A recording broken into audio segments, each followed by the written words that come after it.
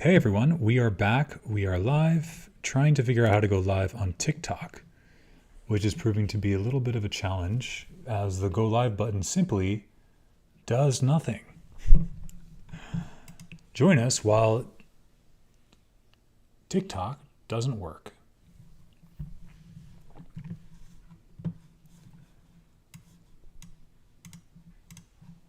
Also, super weird behavior from YouTube.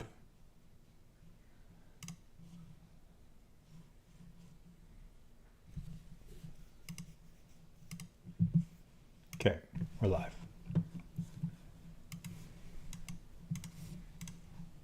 Also, super weird behavior from YouTube.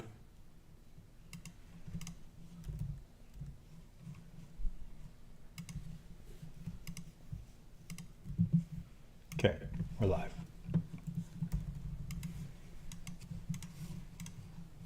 Also, super.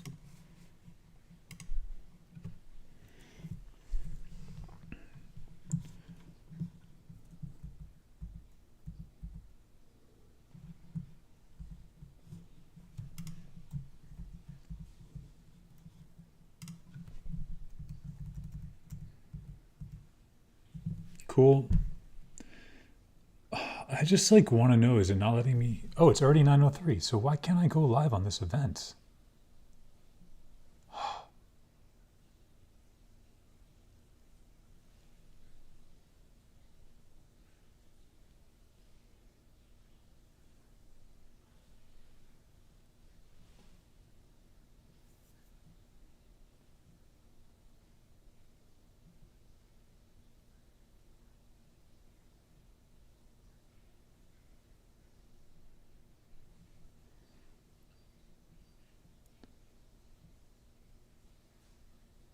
Okay, well, I'm trying to basically just figure out how to go live with this event, and it's not working. There's nothing I can do about it. It seems like it's a TikTok issue.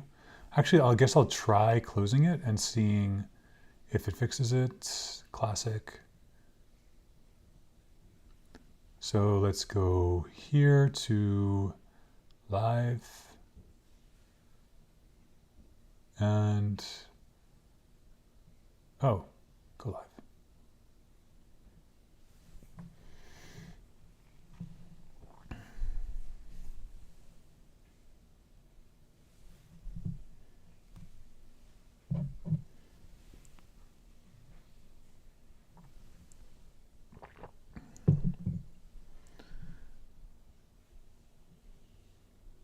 Perfect.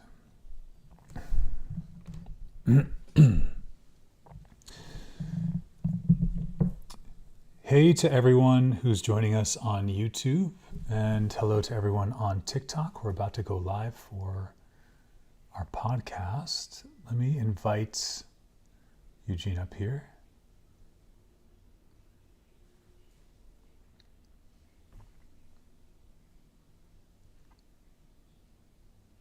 Wait, I'm confused. Oh, recording record. You need Chinese. Hey, hello. Hey, I accidentally invited you up. My bad. I don't know what I'm doing. I'm new to TikTok, so I'm trying to do a pod. I'm trying to invite my friend, but I accidentally invited you. Okay. Do you mind? Do you? What the fuck is going on? Good afternoon, my friend. What is going on right now? Hold on. I'm fine. Are you too? Watch me, good. Eugene, I don't recognize my friend. My name is Jonathan Ajay from Ghana. You too. My name is Jonathan Ajay from Ghana. Where from you? What the fuck?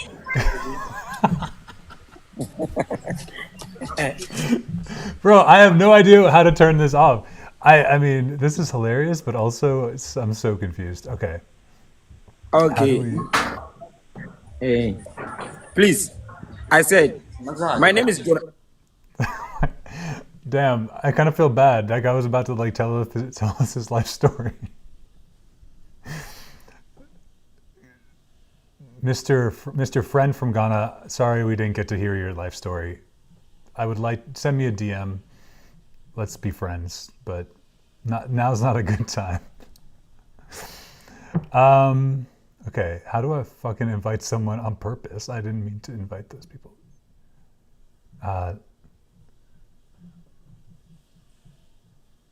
Here we go.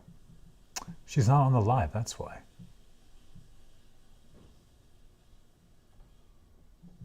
Do I have to share it with her? Oh, here we go. Okay. We're figuring out TikTok in real time, my friends. Hey, Eugene, I just invited you.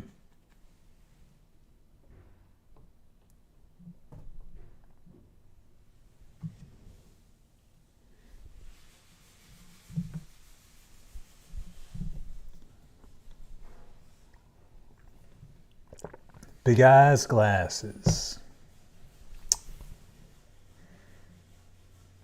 I really suffer with glasses because I have a really wide bridge. It's hard for me to find good glasses that fit my face.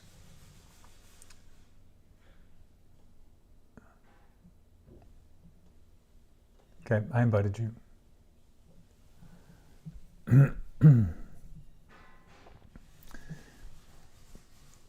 Scotty, love the joke. It's not going to make me laugh out loud, but that's pretty fucking funny. So, kudos. Hello? Hello. Hey. Wait, how Can do you I... see me? Why is it so small? Expand? Oh my god. My options are make you full screen. Okay, how do we fucking do this? Hold on. No, that's the back camera. I don't know why my face looks crazy with these filters and I cannot turn them off. You look great. But my only question is, fuck, can I not... Is it like... Are the only options to have you be mini or take everything? There's no like... Oh, expand both. That's what I want. Expand both. Expand one spot first. Okay. What the fuck, TikTok? Oh. What's wrong with my face? Damn, this Korean TikTok. What is wrong with my face? That's what I ask myself every morning when I look in the mirror.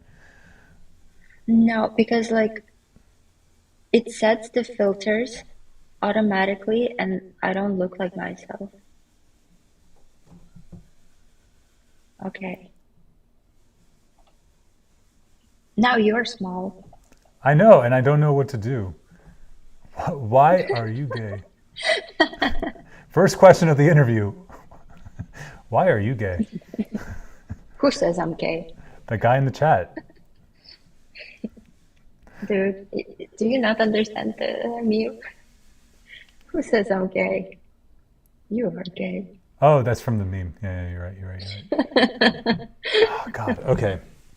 Fuck. It's okay. I don't mind being this small. But I actually need to... I do need to figure out how to do this. There's an... Okay, it's saying expand one spot first. So I click on you. I hit expand. Cool. Now you're expanded. Now how the fuck do I expand the both of us? It doesn't let me do that. Oh. Are you in love with your psychiatrist? Can I like...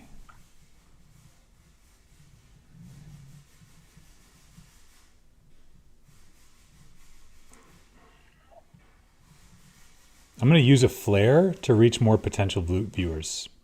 Bam. But I don't know how to do anything. I'm a fucking noob. Oh, here. Figured it out. Bam. Oh, amazing. Nice. Wait, how did I do that? I clicked on this? No. Okay, anyway, I know it's possible. That's all that matters.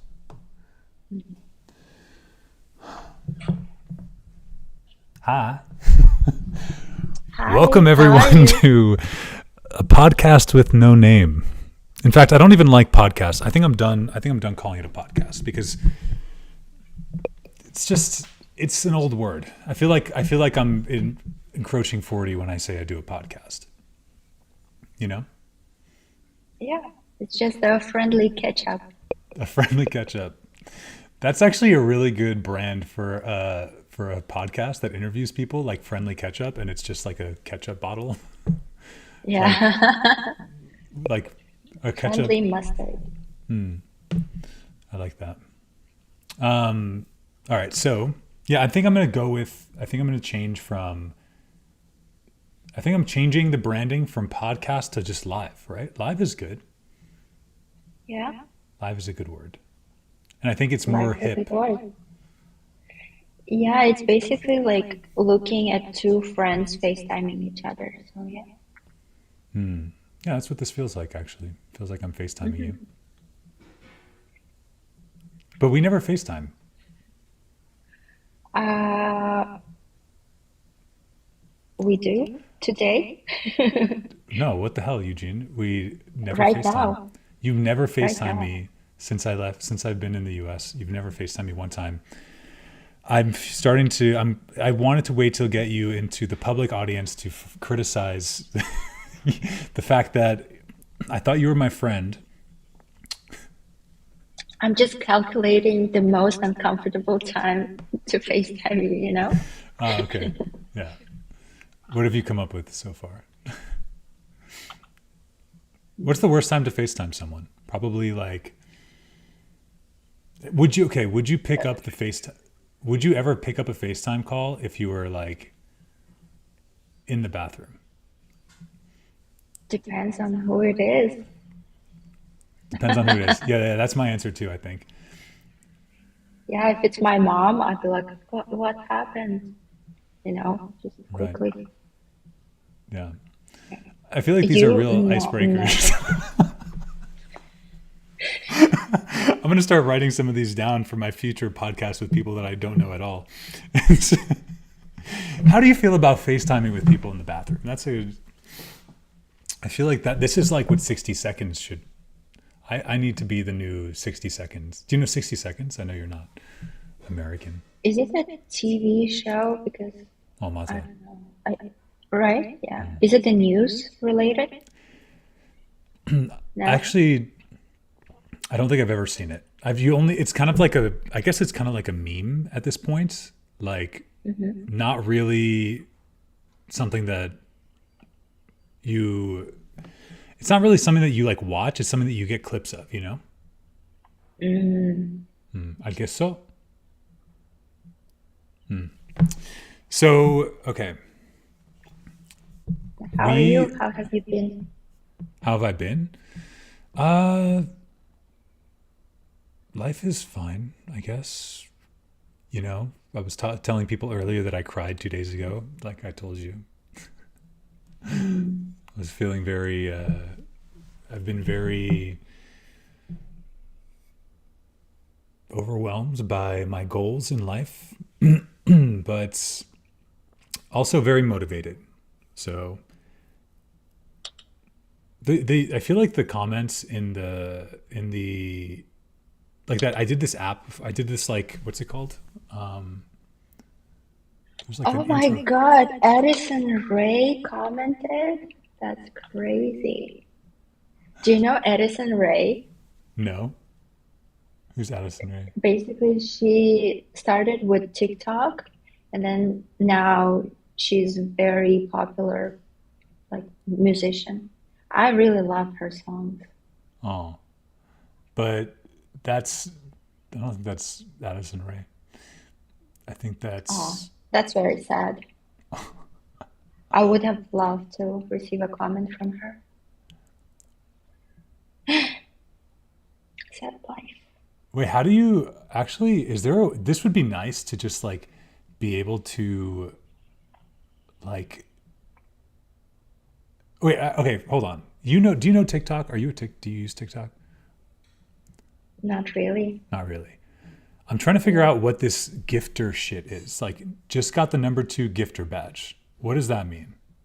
Do you have any idea? Maybe they sent you gifts. They did. No Like one's sending me I saw gifts. someone.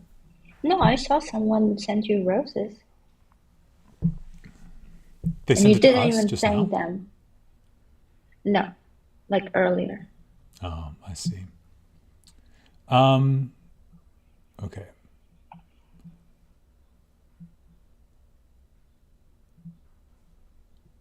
So, oh, Philip can explain. That's nice. I think it would be, yeah, it would be cool to be able to figure out how to use this app so that I don't look like a grandpa. I feel like how I'm using this to live stream is kind of like how my dad tries to use any app on his phone. This is like the level of like all these kids that are watching our TikTok live right now, they're like seeing me the same way I see my dad. You know what I mean? Yeah. And a part of me hates that, but a part of me actually kind of likes it too. You know, I feel. Oh, Philip. So, okay, Philip gave us in chat. If you send more chats or stickers, your rank goes up. Oh, Stickers? but like, is it related to this? Is it related to this room? Like it says you just got the number 1 gifter badge. And it's because you sent me. So if it says that, it means, oh, all rooms. Okay. So basically what it's telling me is that like, oh, so did you send gifts? Because if you did, then thank you.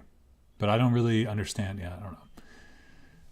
Philip, I think, Philip, that you and I should have a one-on-one convo later. You can just chat. Yeah. Your chats are a gift, Philip. So thank you very much for your thank you very much for your chats. Anyway, we're here today to talk about our Lord and Savior. We're here to talk about. I invited Eugene to be on today's live because I do think that. Well, I didn't invite you because of this, but then I realized that this part of you is an interesting topic that I feel not a lot of people know about, and also relates to the experience that a lot of people might go through in different ways in Korea of feeling like they are in a country where they're not like fitting in totally. So I think the idea of talking about your experience as a Koryo Saram is pretty interesting. Do you want to just like talk a little bit about yourself and just maybe like who you are? Let's talk about who you are outside of the Koryo Saram sphere. I want to know about your life a little bit, and then let's talk about Koryo Saram stuff. Okay, so my name is Eugene, and I'm 24. My hobbies are drawing, illustrating, anything that has to do with art. I love art, animations, everything. I also like rap. I do some rapping from time to time, and I do like learning new stuff. I like learning instruments, languages, cultures. Yeah. Yeah. All those things are true about you. You didn't lie at all, because I haven't seen you rap actually. We didn't. So I was going to lie because I thought we were going to go rap, but we never actually did that. Mm-hmm. I actually did like one rap song for you. Oh, that's Do you right. remember? It was Busta Rhymes. That's right. In the cafe, you actually did it. But Yeah. but that wasn't like full on. Like we were supposed to go to karaoke or norebang, and we were supposed to unleash our inner G. But we didn't do that. But we did Yeah. go and jam, which was super fun. Yeah. You're a very talented musician. Shut up. You're so gifted. Don't say that. People are going to think I'm actually good. I'm not talented. I'm not a talented musician. Whatever you say. Literally, we played like Seven Nation Army. It's like a child could play that song. That's because of me. That's because of my skills. 아니야. You know, guys, he can listen to a song and then just like play it on Definitely some bass simple or songs. guitar. Or, Some simple songs I can do that. I don't think I could do that with like Freebird or something, but yeah, that was fun. very humble. That was super fun. That was very fun. Well, yeah, and speaking of my skills, we can also show off your skills. So your face is so funny. Check this out, guys. This Eugene made this. I feel like I did not. Eugene made this. This is talent, raw talent. Isn't this amazing? I did not do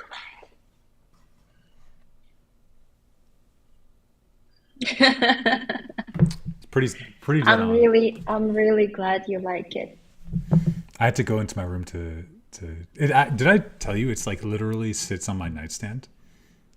Yeah, you showed me. I sent you a pic, right?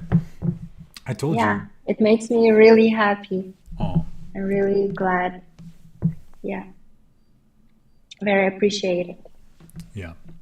So, yeah, music, rapping. Was there anything else? I you love said? drawing. Drawing, obviously. You're good at it. Rapping, I'm not gonna do it on live. okay. I think. Okay, is there like You did a? that on purpose. I feel like there's a button for that on TikTok, like rap mode, rap battle. Can we do a rap battle? Is that possible? Does TikTok allow for rap battling? Will we get canceled? I don't think so. I think we can just rap battle now if we want to. Acapella? You'd be open to rap battling me acapella?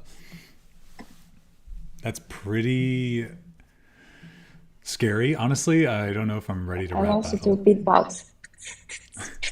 Wait, that's what we did when we were in person, right? We were beatbox. Is that how we did it?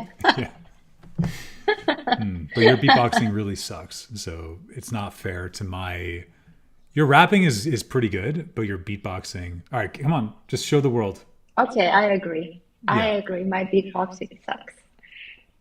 Exactly. Maybe you can, show off your skills in beatboxing.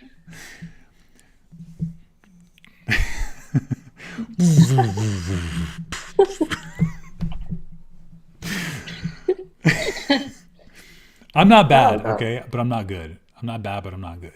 But you had no bass. You have no bass in your beatbox. all right. I cannot. I don't know how to do it. I feel like with rap music, the beat is as important as the rap. Agree or disagree? I think melody is pretty Melody important. in rap? Yeah, like the flow. The flow. I don't know. I don't know the terms. I'm sorry. I'm not a musician like someone. Yeah, clearly your music terminology is not as good as your actual ability to play. But yeah, the flow of the flow. Oh, you mean the flow of the rap? Yeah, yeah. The way the rapper flows. I feel you. Okay. Yeah, I feel that. I get that. The flow, like, there's a song that recently came out by Offset. Do you know Offset? personally. So Offset and Jid made a new song, and I thought that it was really good, and I thought that like the rap was really good, and then after listening to it 1,000 times, I realized the only reason I really like it is because of the beat. So, do you know that song "Let the Bodies Hit the Floor"? No. Are you Russian? I'm not. That's the thing. I'm Are not you? Russian. Are you? I feel like all people like who have lived in that part of the world, not in Russia, but that area, a general area, listen to death metal. Is that a fact or not? Uh, all people? I cannot say for all people, but It's maybe many of them or a few of them. it's popular, right? Or are you just saying that because I'm asking? I have no idea. Like In the there's just US, okay, the blank in reason my I'm saying mind. this, in the US, I've met a handful of people from across the world through my times in different cities. It feels like if I were to tally up right now, I'd say 90% of all the people I've met that are Russian or Russia adjacent, like like metal music. Like music where someone Metal. is like screaming into the microphone. They might also like other music, but at least they also enjoy that. Where that's like not common, I think, for like the average American, for Where example. did you meet those people? Just everywhere. At Everywhere. a heavy metal concert. But no, I have no idea. I'm sorry. No idea? Okay. Well, I guess that No. we'll live in wonder of that fact. But all right, anyway, let's bring it back into. So we learned who you are. We learned all of your three major skills: rapping, music, and illustration. Super talented at least one of those. Thank you. You're so nice. At least one. At minimum, you're really good at one of those. Thank you. But I want to know more about your like I want to know more about your background because you have this interesting situation where you're like ethnically Korean, but you're not like your standard born in, like standard Korean. So like so tell us your story. Well, it's a pretty long story. I don't know. Maybe some people might find it boring, Well, but it's okay. If there's they're this. bored, they can leave. I want to know. There's only three people watching us, but okay. Thank you so much, people, for watching us. So the term Koryo Saram basically are people uh, who migrated or who lived in Russian-speaking countries, well, in Russia. And so today we have North Korea, South Korea, but before Korea was just one Korea. And in 1910, Japan annexed Korea, and many Korean people, they wanted to escape because their life was really difficult, and they escaped to countries like China and Russia. And by the way, August 15th is the Liberation Day in Korea, which is coming up soon. So, what was I talking about? Yeah, so many Korean people went to China, Russia, and in my case, in the case of my great grandparents, they went to Russia to earn some money for better living and better opportunities. And they plan to live there for some time and go back to what is now North Korea, but unfortunately, due to some political events, the borders were closed, so they couldn't go anywhere outside of Russia. So they stayed. And then in 1937, Joseph Stalin, he accused Koreans of being Japanese spies. And of course, like both of us are East Asians, so we kind of have a similar look. So this resulted in mass deportation of ethnic Korean people. And Koreans were packed into trains and sent to Central Asia. And they were sent to countries like Uzbekistan and Kazakhstan. And fun fact, my grandpa, he celebrated his first birthday on that train. So, yeah. And my grandpa, he relocated to Uzbekistan, and then my grandma, she relocated to Kazakhstan. Both of them, they met in Uzbekistan, and that's where they decided to settle down. And that's also the country where I was born, where my mom was born, and me.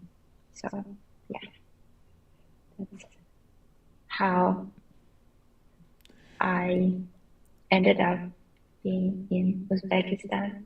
Yeah. So your grandfather was born on a train? Oh, his first birthday. His first Like birthday. he celebrated his first birthday. Right. Sorry, that was not. No, actually, you said that right. It could have been his birthday, or you know what I mean? Like his first birthday could be his first ever birthday, or his birthday where he turns 1. And in my brain, I actually thought you meant like the first birthday he ever had. But that makes more sense but I mean, I imagine that if Stalin was deporting people, he probably didn't care if they were pregnant. So he probably there could have been people born on those trains. Yeah, that is true. Yeah. So the idea was, I mean, yeah, now I have a lot of questions. Yeah, ask them. Well, yeah, we could get ChatGPT ready. Should we? ChatGPT. I guess like. I actually have my laptop here. Perfect. Yeah. Did you record? You should record your voice so that it like answers like it sounds like you. Smart. So yeah. So wait, what is this? Umaya. One sec.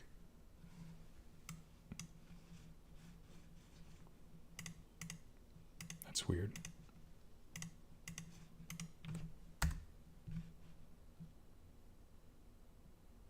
Okay. So I'm curious about like Stalin thought that people was it just Koreans? Like, I guess also I would imagine any East Asian people would have also been deported, not just Koreans, right? Yeah, but the majority of Asian people, of East Asian people, were ethnically Korean. In yeah. Russia. Yeah. Oh. Why is that? Well, because they, like northern part of Korea, it's very close to China and Russia, so that's why. Hold on. Actually, I never realized that like the North Korea was actually close to Russia. I thought that there was like a ton of land. Is it? Let me double check. Now that you're saying it, I might be wrong. Oh.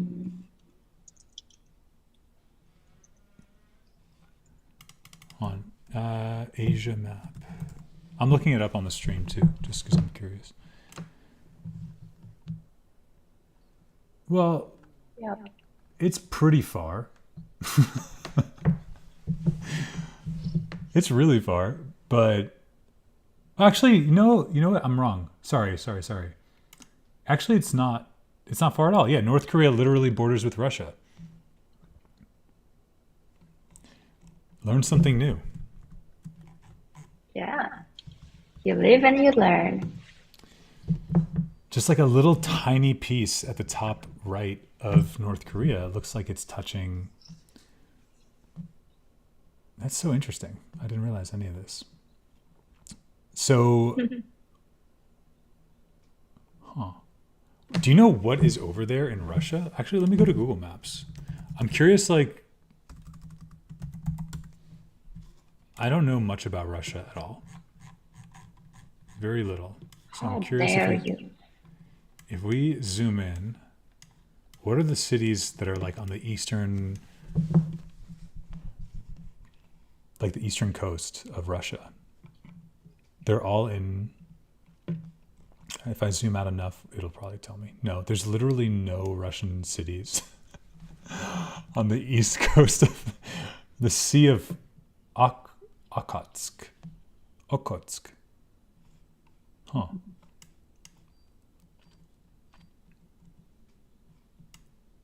You don't know any cities, do you? In Russia? Well, not in Russia. I know I could name cities in Russia. I mean, like in the... So, because I'm imagining that, like, if you were Korean and you had to leave North Korea, or just normal Korea, and to go into China and into Russia, like, you probably would go... Like, the distance... If you go to the right side... Are you looking at the map, by the way? Yeah. You are, right? If you go to like the right side of North Korea, it's very close to Russia, right? It literally touches it. But if you go just straight North Korea, like the middle, and go up, it's super far. Like, so I imagine that the people who went from Korea to Russia would have went to the right side. Yeah, they went to Far East. Far East, right? Russian Far East. Oh, which now makes a lot of sense too, because I've actually looked at so many photos of people from like, I was really curious about how Russians can look so different, even though they're just Russian. So I was Googling it a while ago and realizing like the more east you go, the more kind of typical Asian features that people have. There's so many ethnicities in Russia. So many. I mean, it's so huge. But yeah, and you're not the only, like I have another close friend. She's Mongolian, but she looks so Korean. Yeah. Same. Many Mongolians do. But I wonder, I'm actually curious. I should ask her if it's like the same situation where her family was ethnically Korean and then went to Mongolia. I don't know. So, okay. So the Koreans like that left North Korea, I'm curious, like, did they start a city or something? Like, what was their life like in Russia?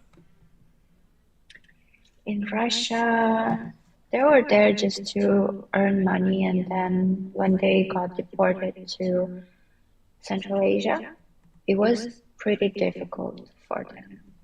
Like in terms of there were not enough food, right? They didn't speak much of the language, right? Yeah, it was pretty difficult. Some people, they died just because of the weather conditions. It was just too cold for them in Russia. Yeah, no houses. So you're saying that people left North Korea, then they're sent to Central Asia, which I guess it's like just Mongolia is really like at the center of it all, right? It seems like. Mongolia? Yeah, if you look at Mongolia on the map, then it's like, it looks like, hey, what's up, Sassy? You too, have a great day. It looks like if you look at the map, like kind of northern China and Mongolia are kind of like the central, because you were saying people were shipped to Central Asia. So I'm curious it's like Russia, because Russia's like kind of north, like north.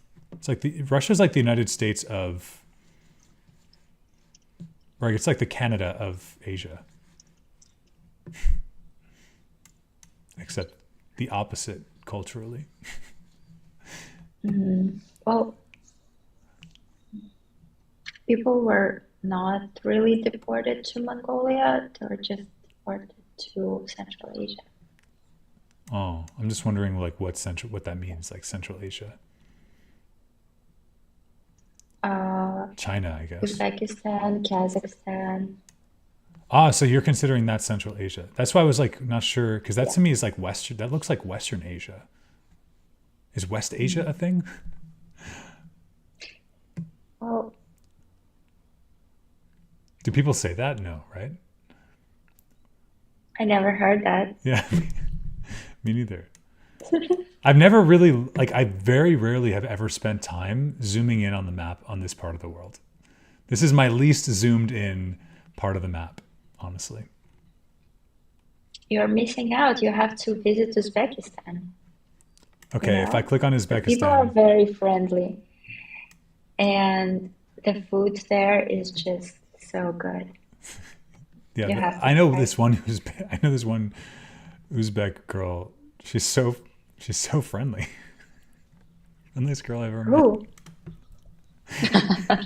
I wonder who you're talking about. If I could use one word to describe her, it would be friendly for sure. Oh, yeah? What's her Oh, name? I think Wendy or something. I don't know. Randy? That's such an Uzbek name. Is it actually? Okay. Yeah. This is the problem. I don't know if you're. I don't know why. I feel like my sarcasm. Okay, there must be something about sarcasm from where you're from. Like it's so different than sarcasm where I'm from. I feel like I know you well enough to know that you could be being sarcastic in that moment, but I really am not sure. What is your sarcasm? I feel like Tell me. when people from the States are sarcastic, they like talk in a tone that is like overly obvious that it's sarcasm. Oh, I see. When you talk sarcastically, you say it in the exact same way that you would say anything else.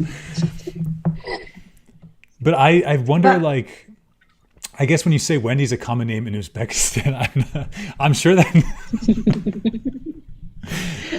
I'm sure that no mom is like looking at her child like coming out like Wendy, like. it's a beautiful name. Very, very common in Uzbekistan, But it could be a common like as well translated as name, you as know. well as Jessica.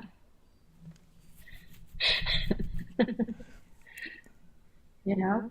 I don't know. Are you fucking with me? No, you're fucking with me. Okay, you're fucking with me. Actually, some Koryo Saram people name in Uzbekistan, they might be like very unique, right? Because many of the ethnic Korean people, they have Russian names, right? But some people, they're just way too creative, right? For example, my grandma, she had this girl in school. She was also ethnically Korean. Her name was Cleopatra. Why Can you not? imagine? That's awesome. Yeah, yeah.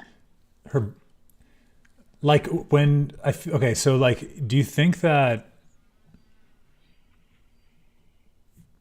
it's kind of curious. I'm kind of curious about how the culture gets passed down because, like, for example, in the U.S., if I think about my father's side of the family, they are like Italian, and for him, like, his family came from Italy. His grandfather came from Italy, I think, and then his no no, yeah, I think his grandfather came from Italy. His parents were born in the US, but at that time, there was like a lot of pressure to fit into the culture of the United States. So they didn't really learn a lot of Italian, and they didn't really learn. They gave them like American names. They tried to integrate them into society as quickly as possible and tried to reduce the amount of like external non-American features that they could have culturally or whatever. So do you think that's how it was for, like, I wonder how that was for you, for like your family when they went from Korea and had, I guess they had Korean names and Korean culture, then just going into like, wait, they went to Uzbekistan first? Or They went to Russia and then Uzbekistan. Well, my grandpa, he was living in Uzbekistan, and then my granny, she was living in Kazakhstan. By the way, they are so far from Korea. So far. That's crazy. Like the trip from Korea to Kazakhstan or Uzbekistan is insane. To think about it on a train, like 100 years ago. Jeez. I know. They had a really tough life. Oh, I will no longer complain about taking flights from the US to Korea. Yeah, you better not. Yeah, I feel so spoiled today. We have our We own, are we have spoiled. our own things to deal with, but Yeah, like TikTok live is not working. Ah, stress. okay, so yeah, do you have any, like, what was your relationship like with them? Like, did you get to meet them? Did you spend a lot of Oh, time talking with them? my grandma raised me, and she was like my mom, and I called her mom, right? And I didn't know that she wasn't my mom. So I just thought that, well, I called her grandma too. And I just thought that grandma was her name, but she is actually my mom, right? I had a really close relationship with my granny. She raised me, and I spent most of the time with her. Yeah. Unfortunately, she passed away. Yeah, but she was an amazing woman. Yeah, very hardworking, very smart. So then she was in Kazakhstan, but then came to Uzbekistan to meet your grandfather? No, I think she was just working, just for work. She went to Uzbekistan, and then, yeah, she met my grandfather there. I see. So, Yeah. so if you live with her, then did she ever talk to you about like what life was like for her? Like, was she very open about it, or was she more guarded? Well, she was more, I don't think she was guarded. Yeah, she did mention her life in Kazakhstan, and well, she was born in Kazakhstan, and she mentioned about her mom and her dad, right? And for her, it was okay, I guess. She didn't have negative feelings about it. They did form their own Koryo Saram community, right? Yeah, she wasn't alone, and uh, yeah, But I so then think you grew up around a she lot of people really like that. Like you grew up around a lot of people that had the same kind of ethnic background as you.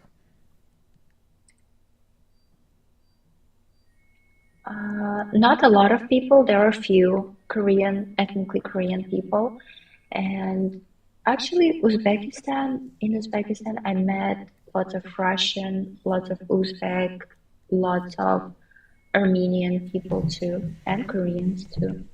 So it was culturally ambiguous environment for me. Okay. Yeah, because I'm wondering like how, I guess I'm kind of curious like how much it impacted your childhood and like knowing about your family's history. Like, I guess I'm curious too. Like when you were growing up, did you feel in Uzbekistan? Yeah, what was it like growing up, kind of like in Uzbekistan as a Koryo Saram? Well, when you're very little, you just, you don't think about like, oh, I'm, th different. So it was a little bit difficult for me because, um, not because of, like other surrounding people, but it was difficult in terms of I am Korean, right? And I speak Russian and live in Uzbekistan, right? So it was kind of like identity crisis for me. What's the Because national language of Uzbekistan? it's Uzbek, and actually it's only Uzbek, but many people speak Russian. So yeah, I forgot something that I wanted to say. What were we talking about? Mm, Well, I'm still curious about like what it's like to grow up in Uzbekistan, like in the mm. circumstances of being Koryo Saram, because yeah, Go ahead. no, just because you have like, I mean, like you said, I think the really interesting part to me is that you said like your family had built a community of Koryo Saram that they were surrounded by. So I'm wondering like how aware you were of like that difference between your group and other group and like everyone else, and then how how aware you were of it, what it felt like, what were challenges, like what were Mhm. yeah. Um, well, of course, the first difference is that we look different, right? We look Asian, Hmm. East Asian, right? Also, there are some, I guess, dishes like Korean, ethnically Korean food, right? That other people may not be familiar with, right? And also some of the languages. Like my granny, she would always mix like Korean and Russian language, right? So yeah. What do you mean by that? Um, so basically there is this term Koryo, like the language of ethnic Korean people. Yeah, Hmm. I don't remember any of the words on the top of my head, but yeah, it's a bit different from Korean language today. But I think if you really think about it, it's like, it's that word. Okay, I understand. And you guys spoke, what did you, I mean, amongst yourselves, did you guys speak Russian? Your grandmother, I Yeah, guess, spoke Russian, right? yeah. She spoke Russian, but would throw some like like ethnic Korean words Hmm. here and there. Yeah. But okay, and also she just trying to keep it all straight. So she was originally in Korea, or was that her mom? Her mom. Her mom was born in Korea. She was born in Uzbekistan. That's right. She was born in Kazakhstan. Oh, Kazakhstan, right? And then your mom was born in Yeah. Kazakhstan. My mom, she was born in Uzbekistan. Born in It's a lot of Uzbekistan. stan So, countries. right. So yeah, she didn't have like she didn't actually have a direct like life in Korea that she could reference. She she only knew Uh, Korea through the eyes of her mother. that's right. Yeah. Yeah. Interesting. Okay, so but what about the food? So you were saying like there's food that's like a mix of Korean and Uzbek. What I don't even know anything about Uzbekistan. Like is what do first of all, what do Uzbek people, you're saying that you guys look different. What do Uzbek people normally look like? Uh, there's also like they're pretty mixed. I would say. I think they look Persian a bit. Persian. I'm Googling it too, just to get some pictures.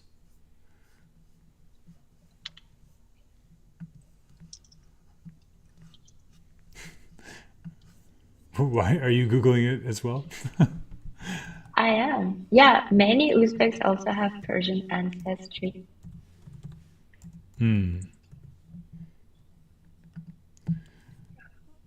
Let's see. Yeah, this is an extremely diverse group of looking people.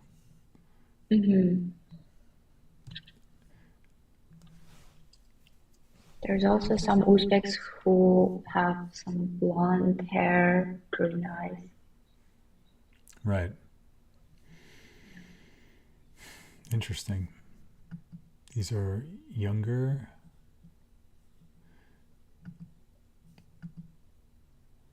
Yeah, like in this one photo I'm looking at of like, it looks modern Uzbek people, literally one Korean looking girl, one like Russian looking girl, and one Indian looking girl. Yeah, This dude looks like Russian as fuck. yeah, some people do. Okay. And I guess like that's probably how a lot of the world is in that area, as you put it, Central Asia. Central Asia, yeah. I guess I can understand why it's Central Asia. It just feels like China's just so big. It's like takes up all of the middle.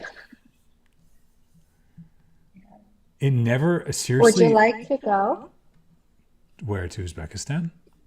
Yeah, just Google Uzbekistan. Well, It looks beautiful. let's see. I think you're biased. I mean, it looks nice. Actually, this photo I'm looking at, the nature, it really reminds me of like Colorado in the United States. Kind of same nature. But then there's like these, looks like also like a desert. We are not friends anymore. Where? I don't know. Do I want to go to Uzbekistan? Guys, tell him that Uzbekistan is beautiful, please. It's not like it's not really a matter of is it beautiful. I don't pick places because they're like the world. I think every country has beauty in it, right? It's not really a matter of is it beautiful. It's like, is it a place I want to go? Like, okay, now I'm looking at nature photos. Like, yeah, this looks really beautiful. But actually literally looks like Colorado. Have you seen pictures of like the Rocky Mountains? Colorado?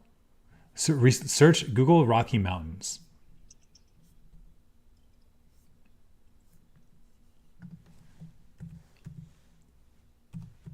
Okay. Like Rocky Mountain National Park. The only difference I see is the trees, the types of trees, but like mostly it looks similar, right? Honestly, Rocky Mountain is one of the most beautiful places I've ever seen. So I don't even know if it can compare, to be honest. Don't be mad. This is just my opinion. But I will say, I'm not mad. I'm disappointed. all right, we'll sell it to me. Like, what are the reasons I would want to go to Uzbekistan? People and food. People are very hospitable in there. Okay, And but the that's food is maybe a just reason I would want to amazing. go to any country, like to experience the people and the food. So there's like hundreds, there's thousands, a thousand. How many countries are in the world?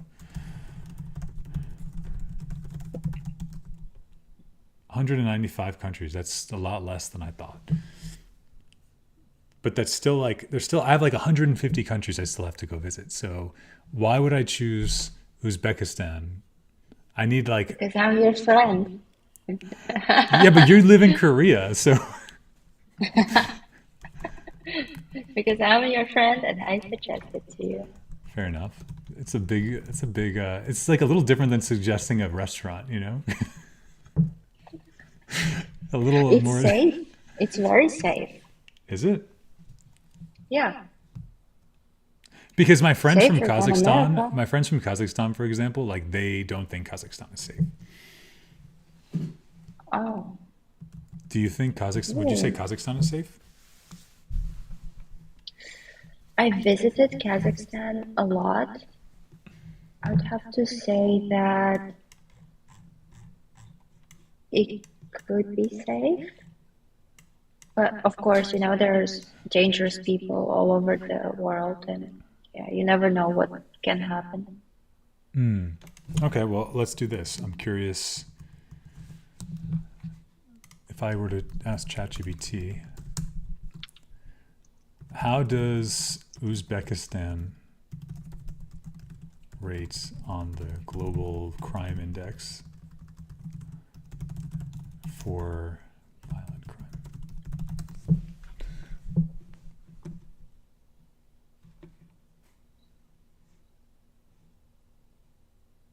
Well, 54th. The US is ranked. Wait, what's The last.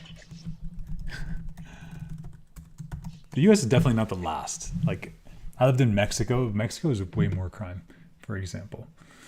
Uzbekistan 25th worldwide with a high safety index score.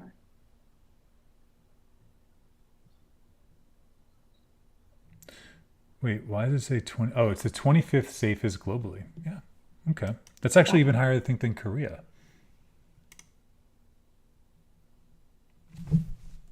What's Korea on that list?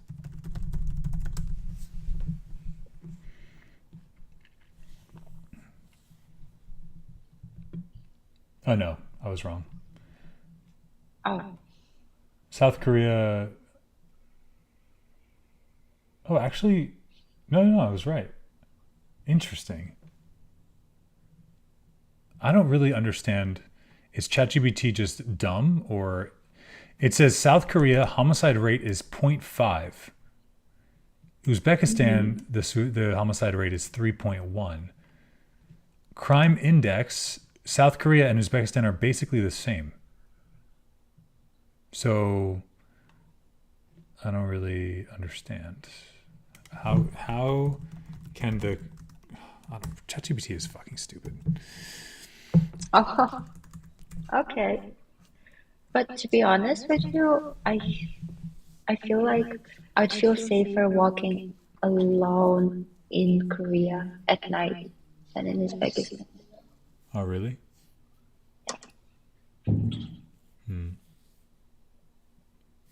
Well, yeah, you have you're 6 times more likely to be homicided in Uzbekistan. But somehow the crime rate And index is the anywhere in same. the world. You're saying you feel the safest in Korea? Yeah. This is what I don't understand. When I was doing research on safety, like I I looked online as much as I could. Like I didn't do a deep dive, but I was just generally looking online. But what I found was that Korea, relative to a lot of countries, is not actually as safe. It's not like the safest, which I found surprising according to my research. But first of all, what's the official global crime fucking indexing score or whatever? The You type so organized fast. global organized crime. Okay. The global criminality is measured by the Global Organized Crime Index. Okay, so let's go to this website and let's explore the index. So heat map is comprised of two things. Okay, so I want to see, can you just show me a list instead of making me do all this? Okay, criminality score for Korea is this really the fucking, I feel like this is wrong. Okay. Korea is a 4.43 criminality score. Here's also maybe part of the thing is that Korea, when you say Korea, that means you're talking about the whole Republic of Korea. But I feel like in Korea, what? Of course. Right. But when you think of safety in Korea, I don't necessarily think of like the small towns. I think of Seoul. I think of Seoul as being safe. I don't know how safe it is outside of Seoul. So those numbers outside of Seoul could be affecting the global, like the country's rating. Well, that's true. We have some areas that are more dangerous. Like Japan and Korea are pretty similar, but yeah, Uzbekistan is slightly, according to this, is ranked 100 out of 193 countries.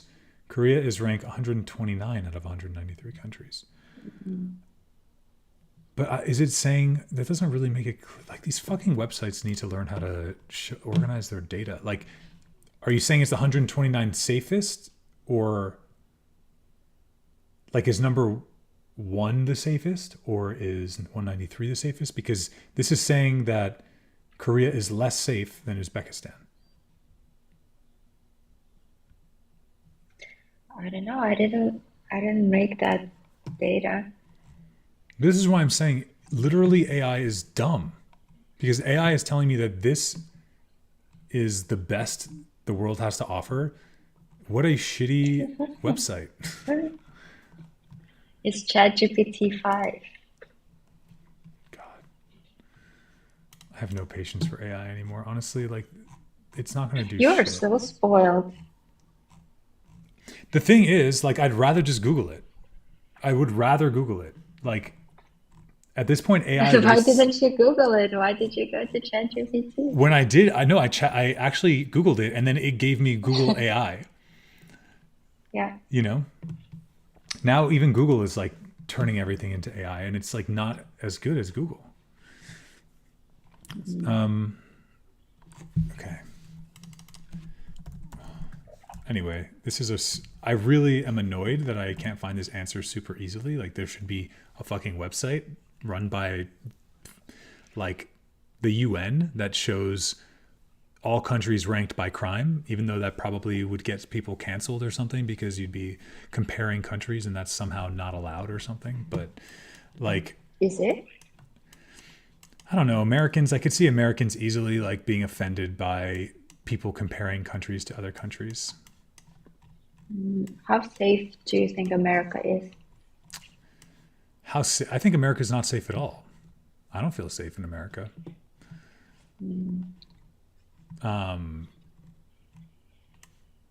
Mostly it has to do with like the mental illness in the country, right? Like in most major cities, there's just like people who are unstable walking around the streets who can harass you at any moment. And it's happened to me multiple times. But yeah, like even in the US, like I've been attacked multiple times. What if you report them? Like, what happens to them after? Okay, so here's 2 examples on extreme sides. One example, I was assaulted inside of a nightclub in New York City, and it was bad. Like the guy, I didn't fight. It's not like I fought with the guy. He came up behind me. He was like a UFC fighter or something. I don't know the guy, but he like came up behind me and like grappled me by the neck. And once I was on the ground, he like did like some jujitsu shit. And then once I was on the ground, he started like punching me in the face. Right? Why? Yeah, it's a long story, but it's really, I promise you at the end of it, it doesn't make what he did justified. But the point is, I called the cops. I had video evidence that he did this.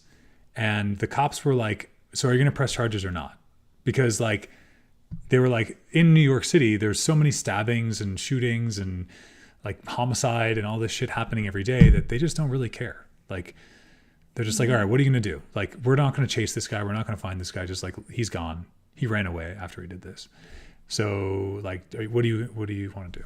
So like, whatever. I just went back in the club and kept partying. Like nothing happened? Like, okay, I'll tell a little bit more of the story. Yes, please. I went by myself to a nightclub that I do that sometimes if there's a DJ or something that I really want to see and my friends can't go. So that night, my Sebastian Leger, who I really enjoy as a musician, he was at this club called House of Yes, and I wanted to see him perform, so I went by myself. So I was there all night dancing, no problems, like hours in, just like listening to music and just chilling alone and like eyes closed, just dancing. At some point, I have this exchange with this guy. The idea is that he feels he's like a short king, let's call him. Really short guy, but really jacked and short. I have issues like this sometimes in my life where short people just try to start fights with me randomly. So this guy basically just wanted to start a fight with me. I kept trying to ignore him and moving away from him.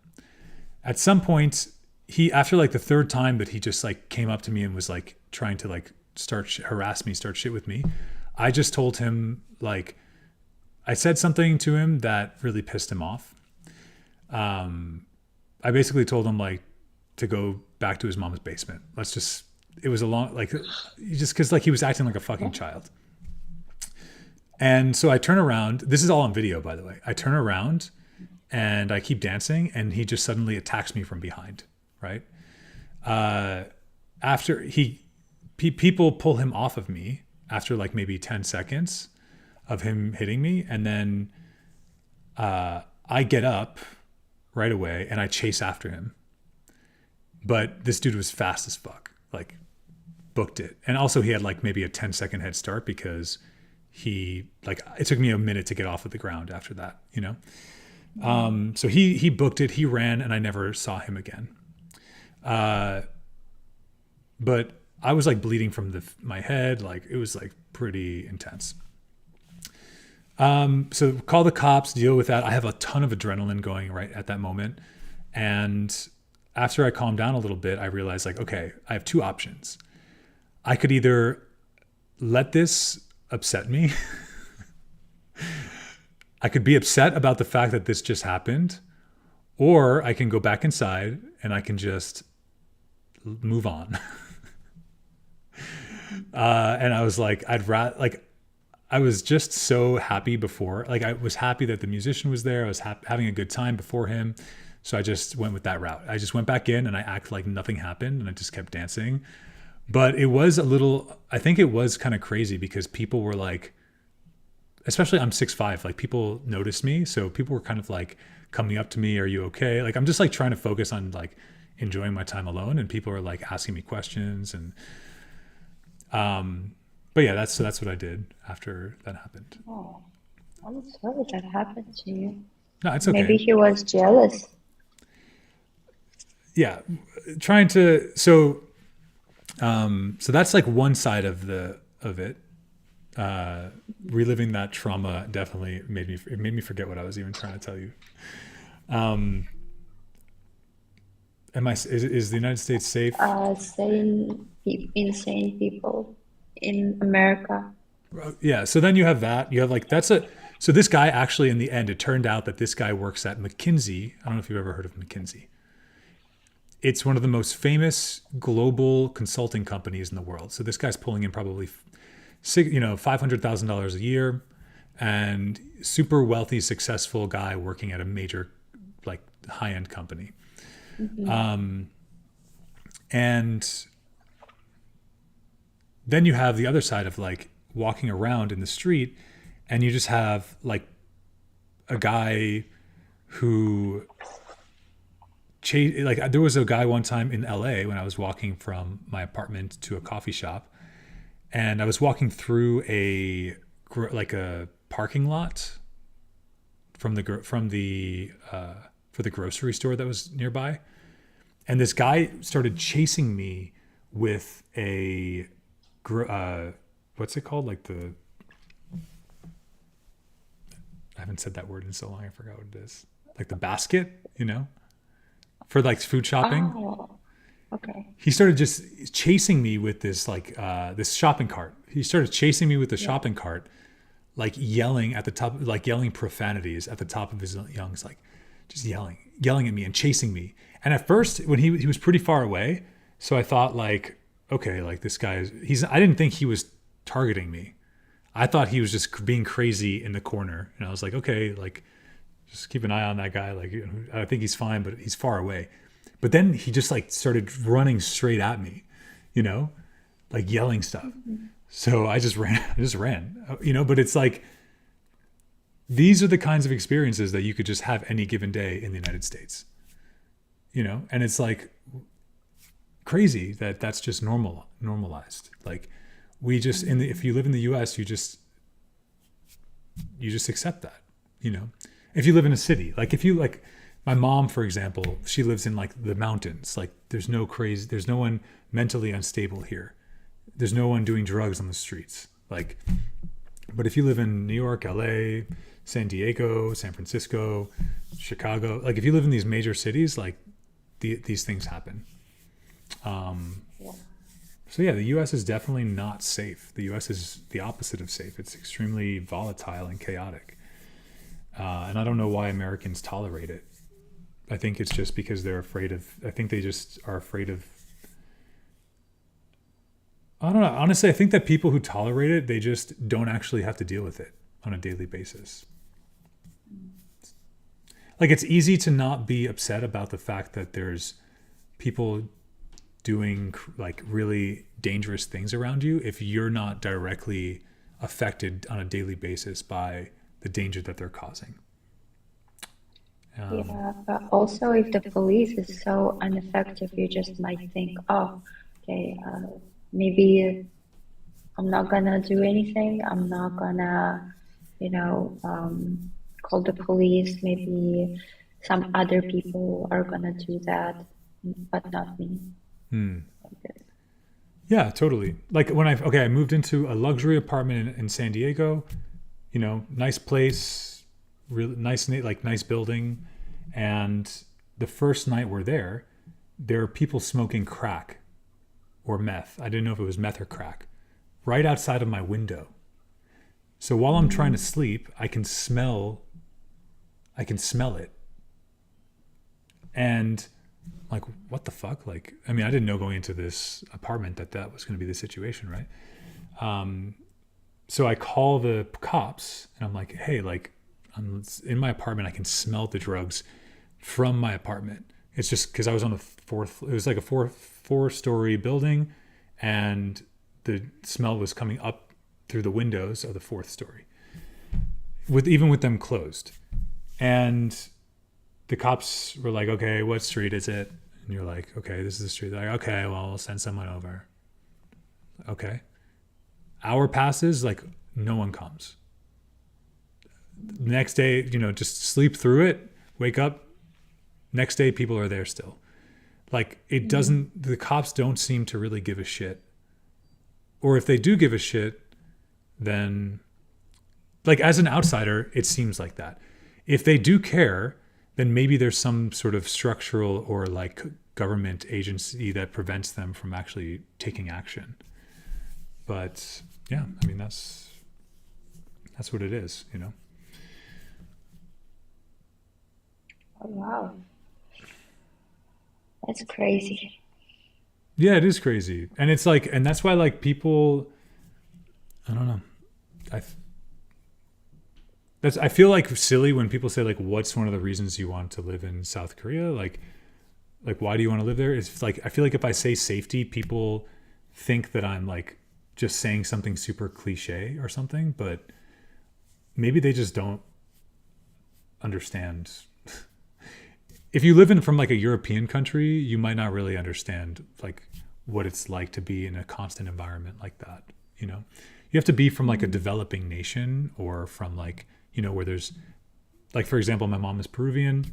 She was in Peru a few months ago. Right outside of her apartment, someone got robbed by gunpoint. That's like.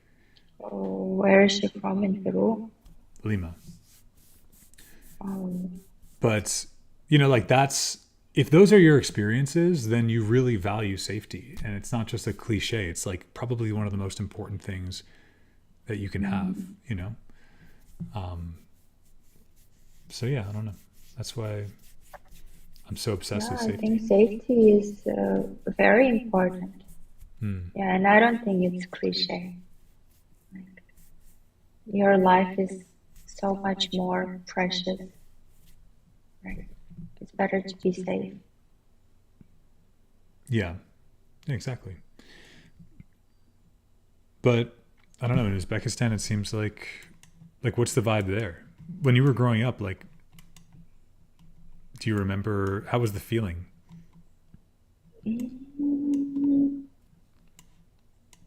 I would say I felt safe, but maybe not in the night. Nothing happened, but it's just that I was afraid of the darkness.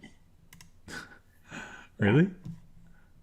Yeah, for me, uh,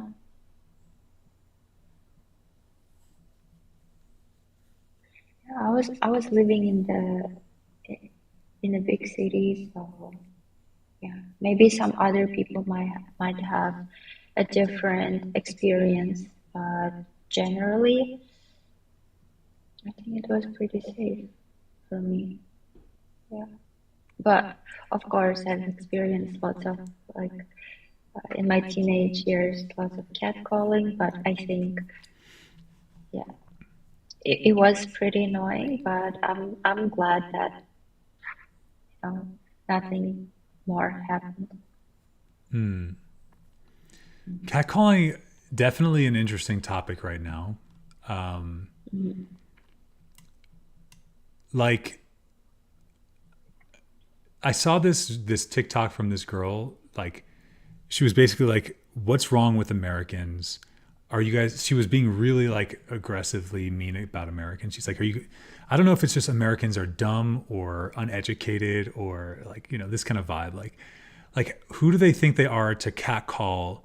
And she was a Korean woman. She's like, who do they think they are to catcall people? Don't they know that's like violence and stuff? And I was like, okay, fair. But I think that you calling out Americans is really interesting because I feel like catcalling is super common in Korea.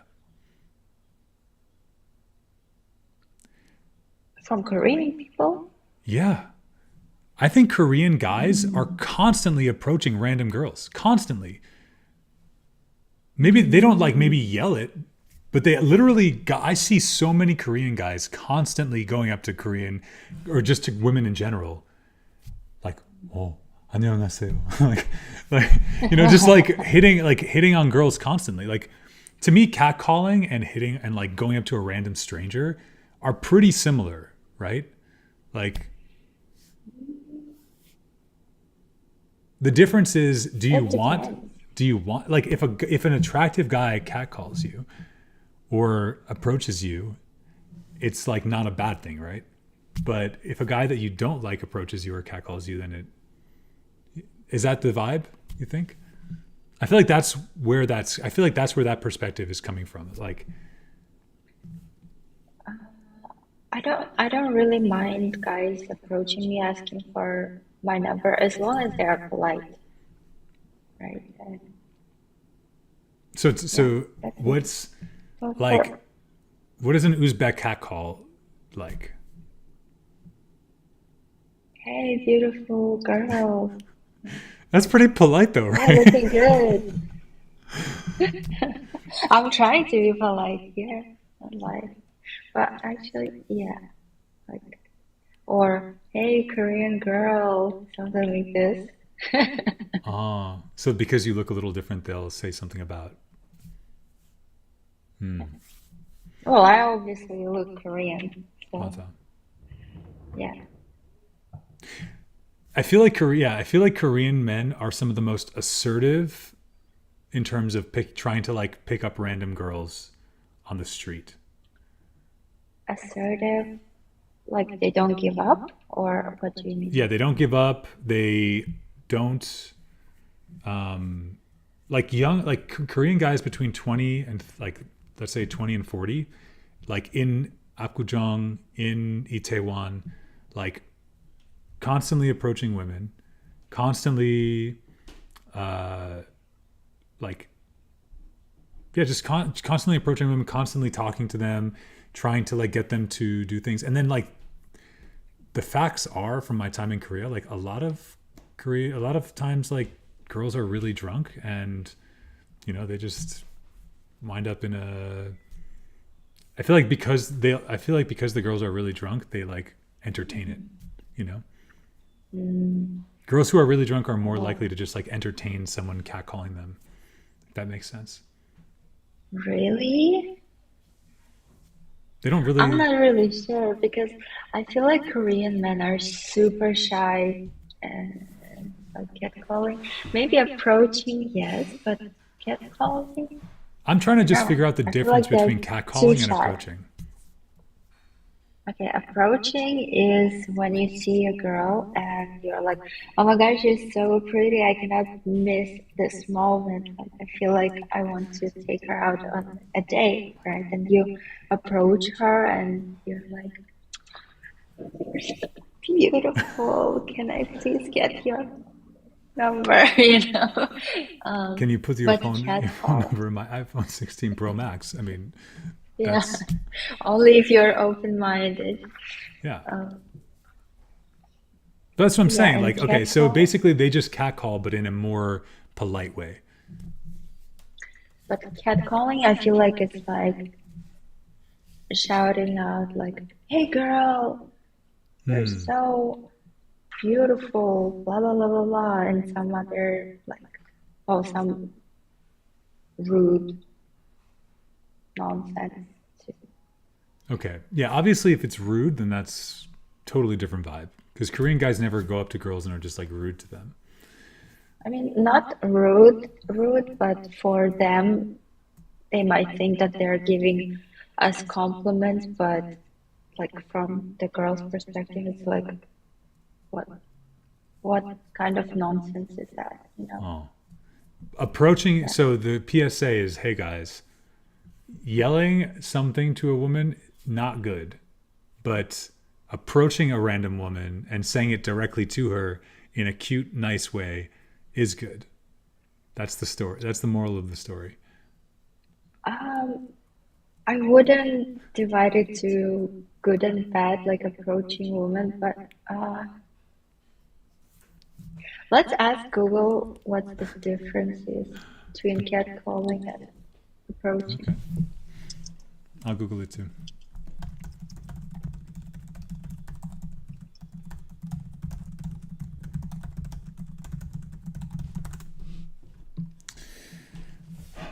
Yeah, like catcalling, rude, derogatory, or unwelcome comment, whistle, kissing sound, or maybe even a literal meow. Okay, but if a guy yells that you're beautiful, I mean, of course, I'm trying to be nice in okay, here okay, on okay, this okay. live, right? Okay, But okay. So you're saying in Uzbekistan, like they really yell like not nice things, but you're being nice. sometimes it can be a bit derogatory, I would say. Oh, I see. Okay. Yeah, That makes it more clear but to me. I see. yeah, but I'm trying to be nice, you know. Hmm. Hmm. I guess so. Yeah. Now I understand. Okay. So yeah. Have So you ever been catcalled? I don't think so. I feel like if I was, I wouldn't even remember.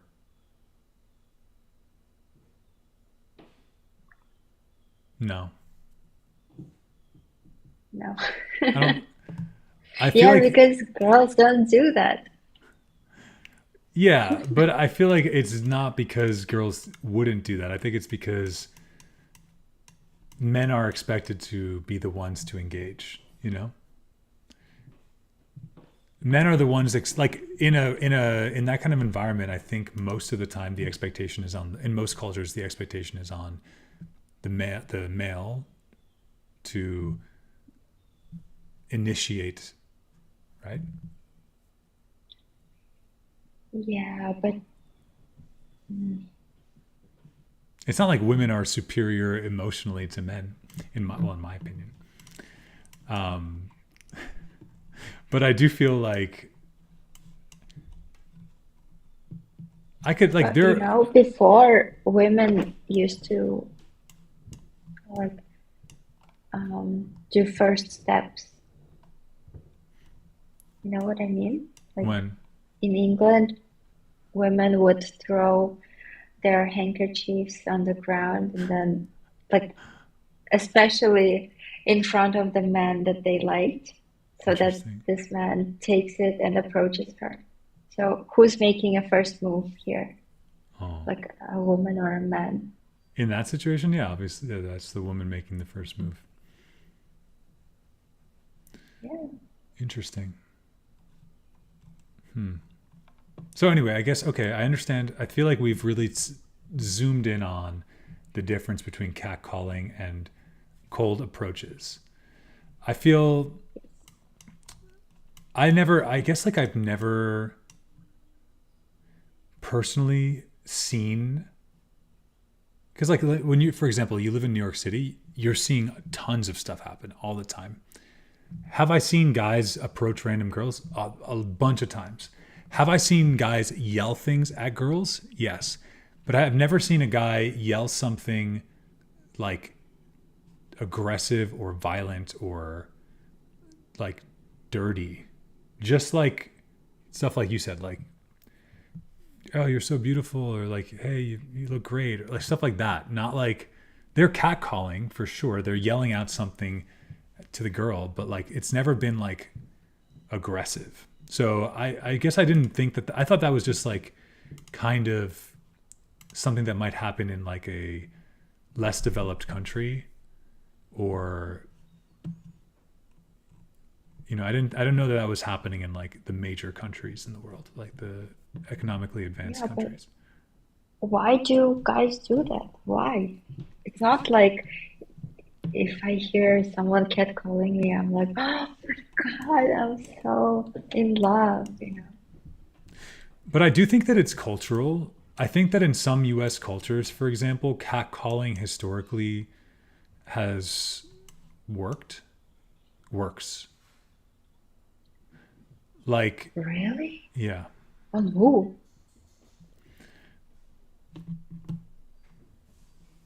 There are like movies that you can watch that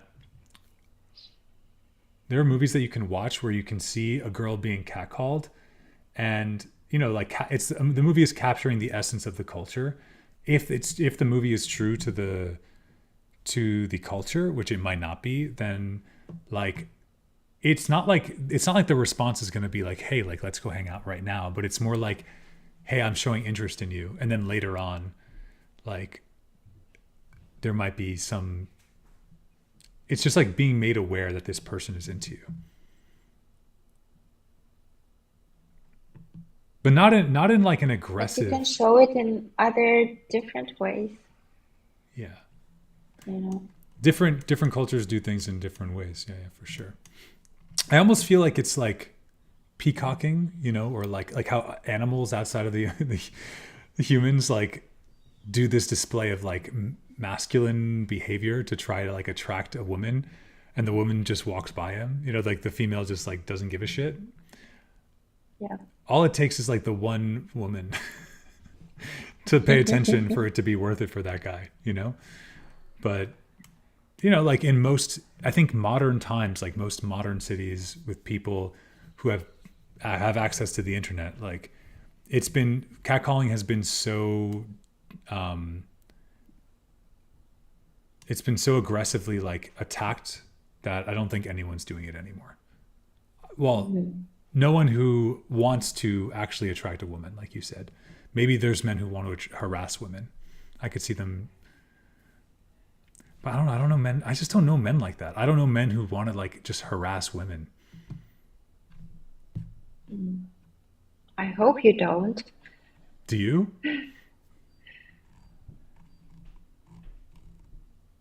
No, not really.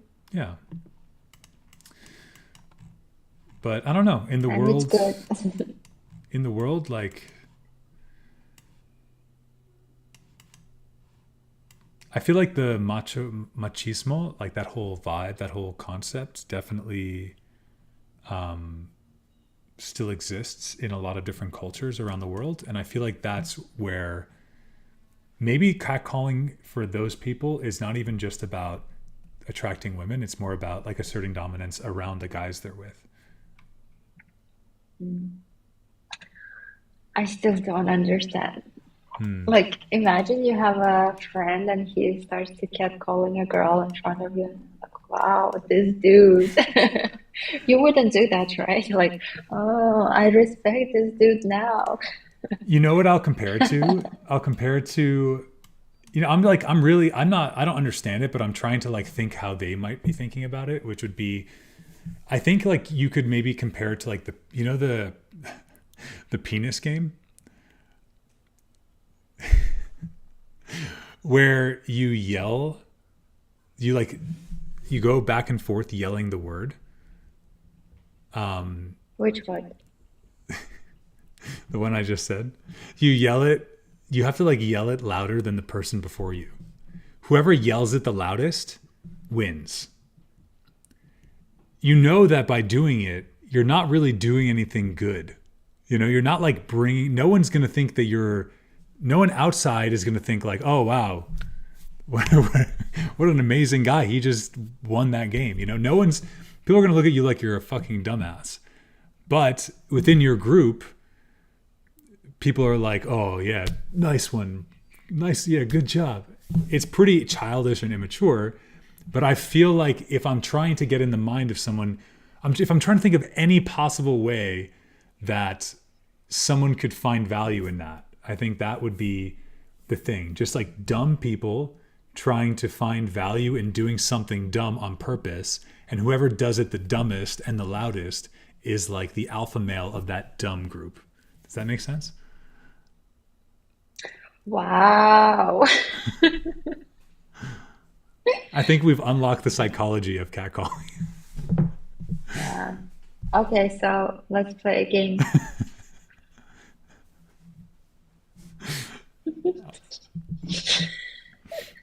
That game is actually kind of fun. I've played it a few times in my life, not gonna lie. Were you the loudest? Were you the alpha male of the group? Yes. Who did you play it with? I mean, when you're growing up, you just play with people, Like it's like I've played it probably 10 times my whole life as a kid. 10 times? Yeah, even like with my little sister. Oh. We Who was that's the something we would loudest? do. Definitely me. Who won? Definitely me. Wow, I respect you. Alpha male. But the thing is, okay, let's like really we're digging deep on this, but it's the same feeling for guys that go and pick up girls in the same way we're talking about with Korean guys. Like that dynamic exists between guys. When you're with a group of guys, okay, this is the situation. A guy is in a group of guys. There's a girl who's attractive. Everyone acknowledges that the girl is attractive. The question is, which guy is going to approach her? The guy that does it kind of like wins this fake contest of like having the spirit to go and like do and hit on this girl, right? So whether you're uneducated and or a child playing the P game, or you're like a refined, educated man, like respectfully approaching a woman in Apgujeong or Itaewon, underneath all of that is still this common thread of like guys just trying to like assert themselves as like the one in the group that is like the one who can do it the best. Wow. This is honestly, I feel like we've really uncovered like an interesting ethos, like a social thread of the ethos. Yeah, I should write a research paper on that.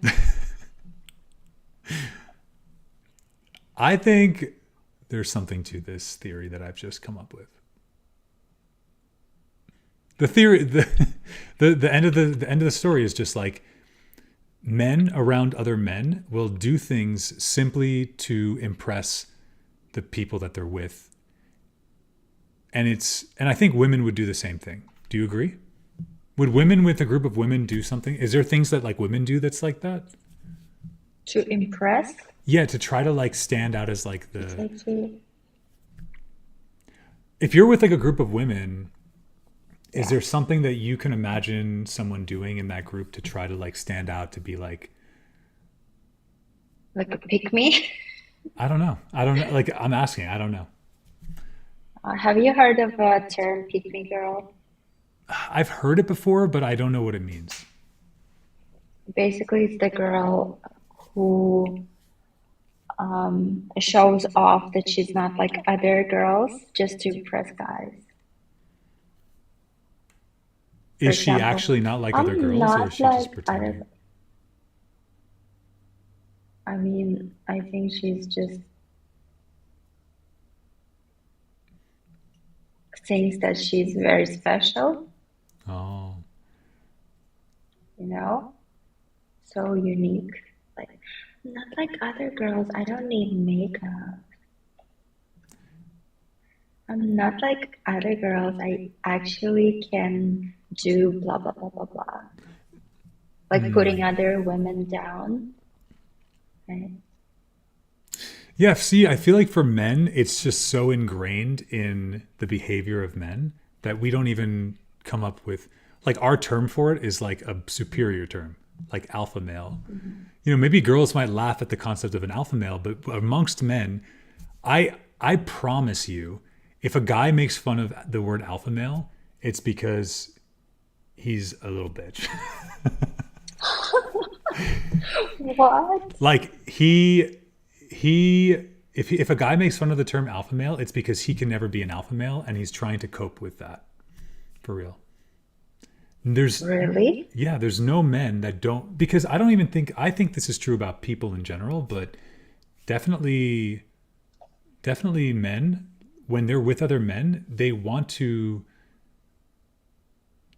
there's like competition happening all the time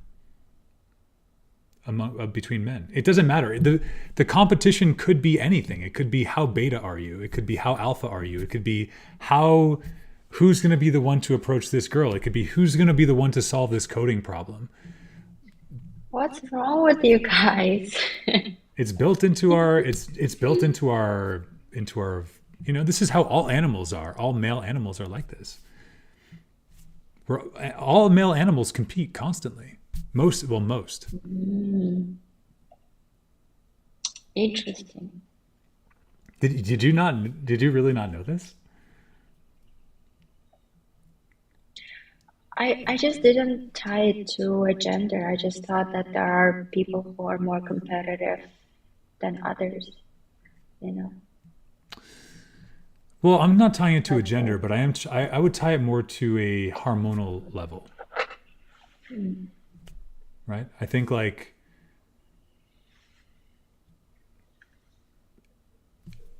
I guess it could be tied to gender. It could be tied to gender as well, because I think part of that does come from the expectations that are put on you in the traditional man sense of being a man. Like if I think about how I was raised and how my father wanted me to be, he definitely wanted to raise me to be like Alpha male? Oh, for sure. Yeah. 1,000% he wanted that. You know, he always wanted me to play sports and be like the strongest and be the fastest and be the best. Like he always wanted to push me to be the best, for sure. So that was part of his idea of me being a man, you know?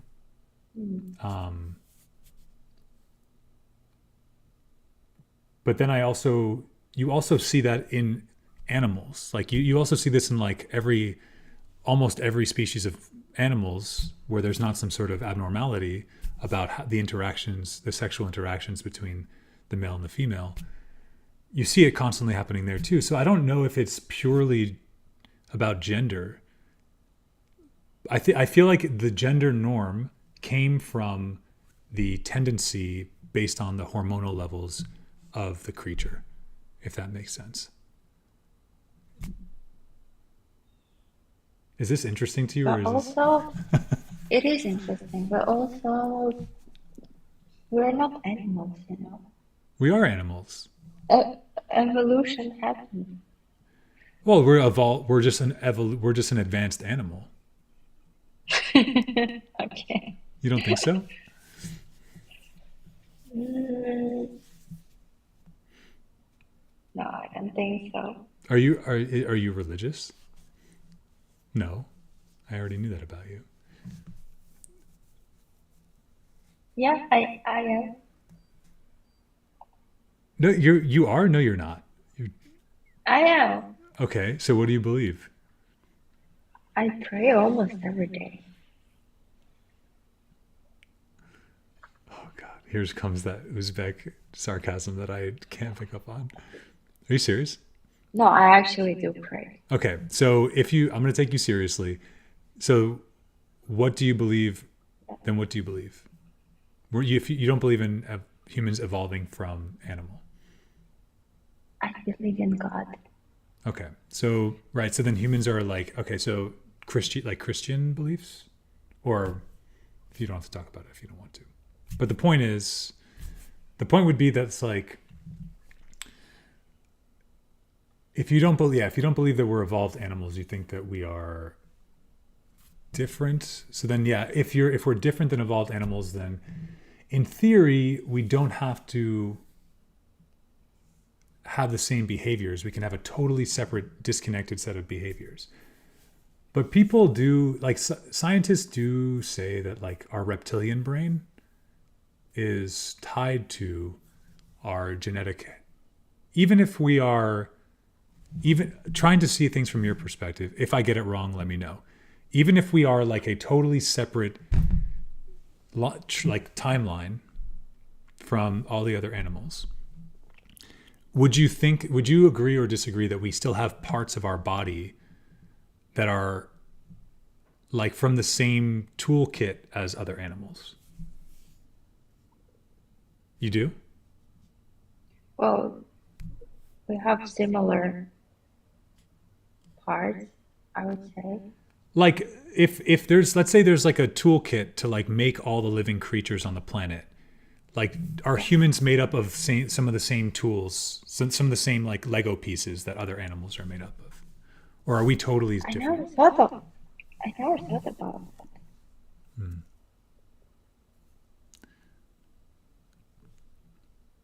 It's just maybe similar design, upgraded version. I don't know.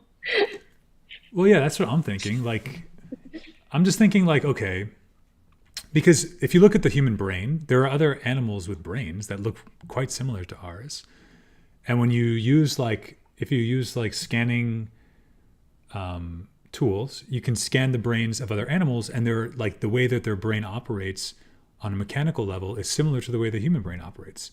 So we have parts of our brain that scientists, I mean, unless they're wrong, scientists kind of say humans evolved or have this part of their brain, which is very similar to how this animal reacts to things. So even if we are totally separate, our brains still have parts in it that are built and included in other animals' brains. And I think that it changes. I think that affects us. Like, I think that, we are largely driven by similar instincts and reactions like other animals are. Even if we're totally separate in terms of our lineage. What do you think?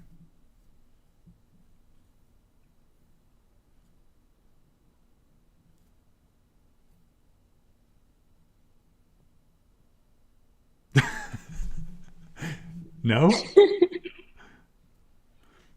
I have no idea, to be honest. You have no idea? No. Interesting. Okay, fair enough. Well, anyway, yeah. So I guess like from my perspective, that seems. I'm not saying that it's true, but that seems like it's the most probable to me. So I kind of think like, okay, humans do this behavior because they're mimicking, because their brain just has that default behavior built into it, you know, like. I don't even know how we ended up here. Talking about why men are catcalling, Yeah. or why men are like choosing to compete, like be competitive with each other. They're animals. Is that your point? I think my point, yeah, my final statement would be, in my experience, regardless of what the male looks like and what their interests are, everything from the most queer boy you've ever seen to the most alpha male you've ever seen, if their hormone levels are sort of on track with the male hormonal cycles, then they are sort of competing with others. They're kind of competing with others in many ways. Like that's kind of like a core competition is like a core part of like how they see the world.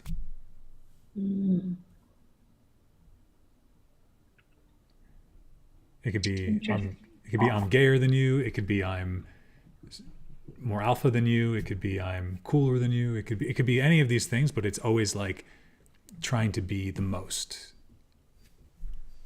And nowadays, sorry, I know I'm not trying to. It could also be I'm the least of you as you. Like I'm the least cringy. I'm the least alpha as a good thing. Like, oh, I'm the least alpha. You know, oh, that's a competition though. Who's the least alpha? I'm the least alpha. I'm the most, you know, like I'm the most woke. I'm the most, you know, whatever. But that's what I'm trying to say. Okay, I'm done. That's crazy. How competitive men are. I mean, that's what I think. Yeah. I'm not saying this is the truth, but this is my working theory of most males in our societies.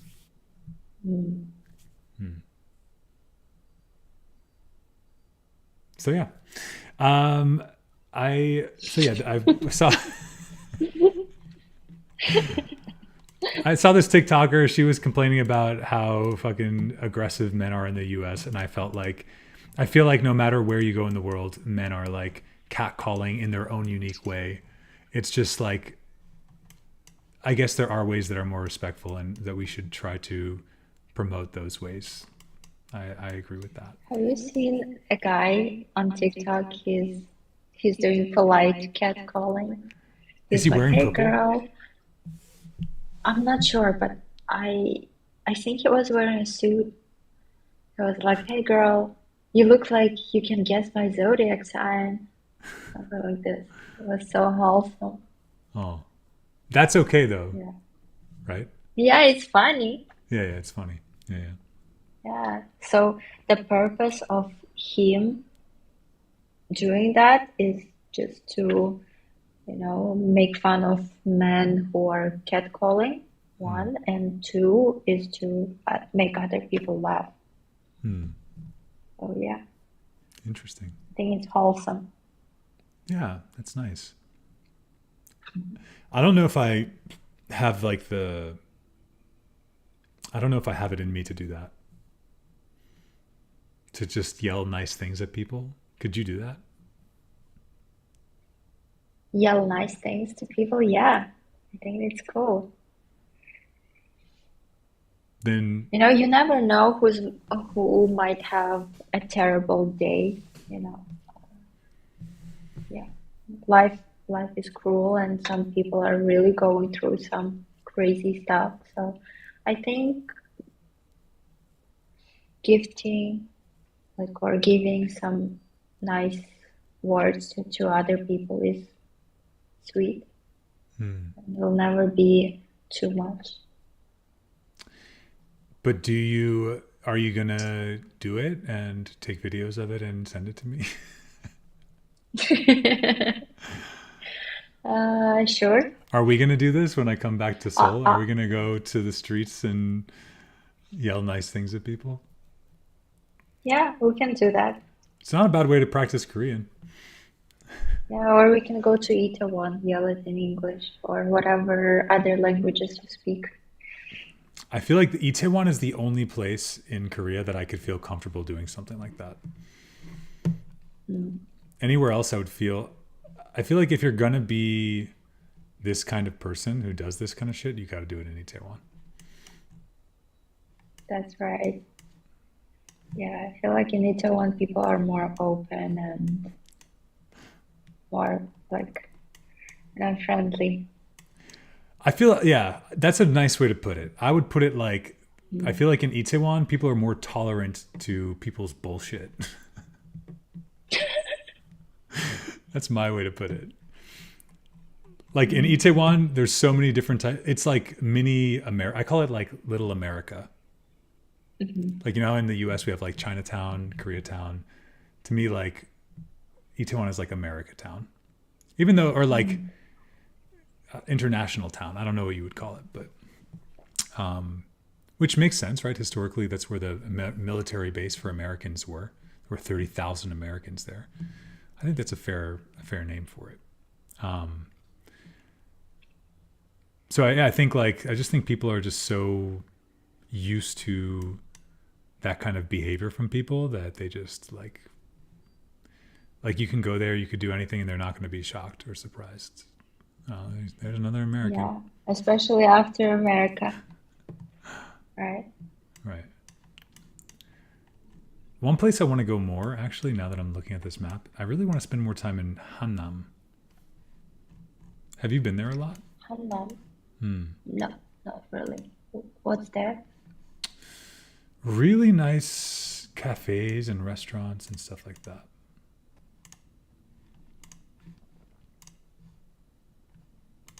I'm looking at them right now. Seoul 보고 싶어요. Shut up. When are you coming? I think October. October. After your birthday? 맞아. After your birthday.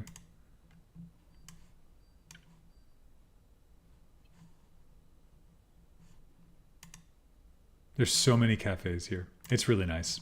If you guys go to Korea, if you want a place that feels, actually, I guess like if you want a place, I was gonna say if you want a place that feels like Itaewon, but it's not so trashy, I would say Gangnam, but really, honestly, more Haebancheon, like right where my map is right now. This place is definitely like a less trashy Itaewon, but Gangnam is like next level Itaewon. We're talking like extremely expensive stores and cafes and restaurants, very high end vibes, as they say.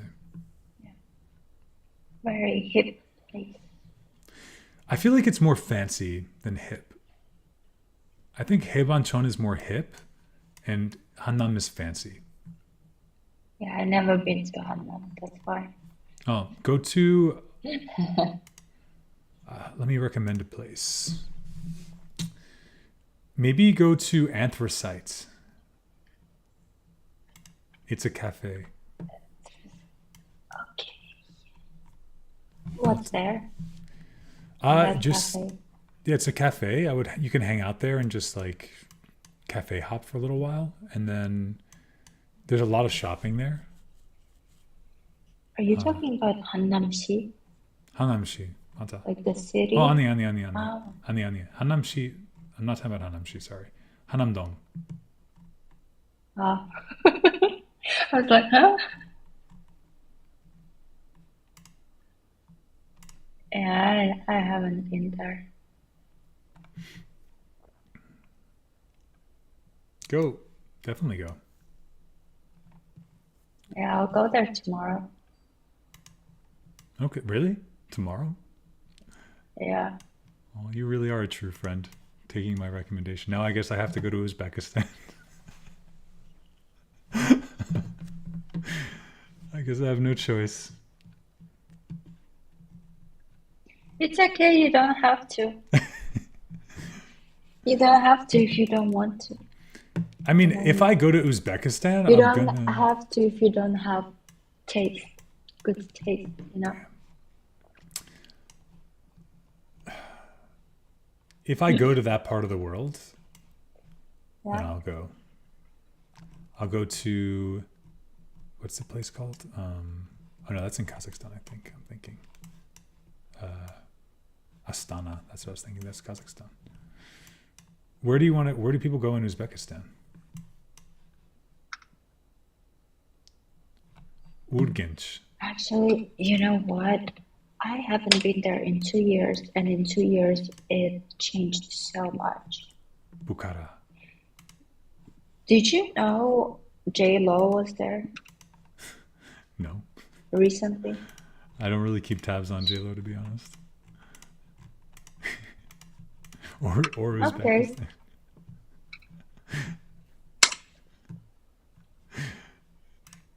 But where do I go? I'm looking at the map. I'm like, where do I? Samarkand Huh? or Samarkand. Tashkent. Samarkand. Okay. Tashkent, Tashkent. Oh, actually, I've heard of that place. pretty modern. From who? From J-Lo? Is that where she went? Yeah. Huh. Yeah, this looks nice. What? I said this looks nice. What did you say? This looks what? Very nice. I like it.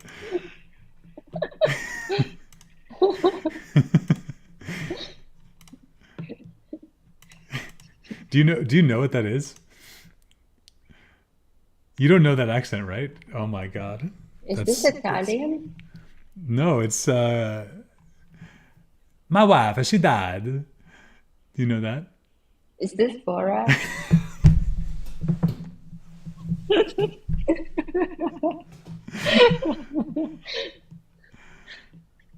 I don't know why he sounds Italian. Do I sound Italian or does Borat sound Italian? Borat, I feel like. I don't know. What do you think? He doesn't sound Russian at all. Well, he's not. He's pretending to be from Kazakhstan. Yeah, but I'm assuming he's speaking Russian, no? But even like Kazakh people don't talk like this. Oh, really? I thought that they Like did. the way he speaks. I thought that they did. Actually, Borat, he looks more Uzbek than or Armenian than Kazakh. That's so funny. Us, look, you can't know everything about everywhere. You know, the world is big. Too many countries, too many cultures. We learn the most we can. The most I've ever learned about Kazakhstan is from Borat. So That's because you're American. exactly right. It makes sense. I'm not Kazakh. If I was Kazakh, I would know that this is not. I would know whatever it is. But in my mind, he was trying to do like a legit impression of Kazakhstan people. But you're saying that it's not good. It's terrible. Now, let me ask you this. Are you being protective? Are you being like upset about him? Or are you being like objective? Like, does he personally offend you at all? I actually never watched him. I only saw short clips with him and his, I don't know what kind of accent that is. You know? Right. Interesting. He doesn't offend me because I haven't seen much. Yeah. But Okay. I heard that he was very against Uzbekistan, right? Like, he pretends like there's like a big feud, like a big rivalry. Yeah. Yeah. I don't think there is, maybe I'm missing something, but I don't think that there is. I don't know. Okay. Well, so you heard it here first. Borat is not a real representation of the Uzbek or Kazakh community. Definitely not of the Koryo Saram.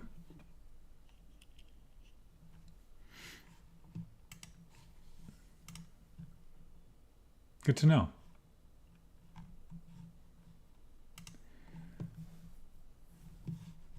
All right, so tell me about moving to Korea. I want to know.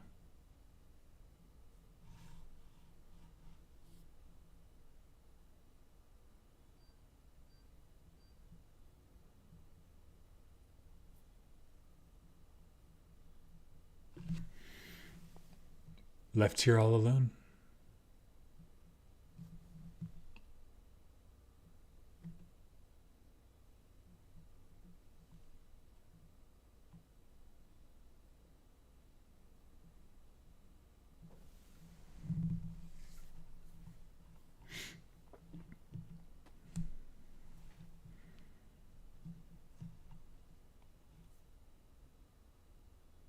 Hi, Hey, I'm back. Sorry. good to know. What were you saying?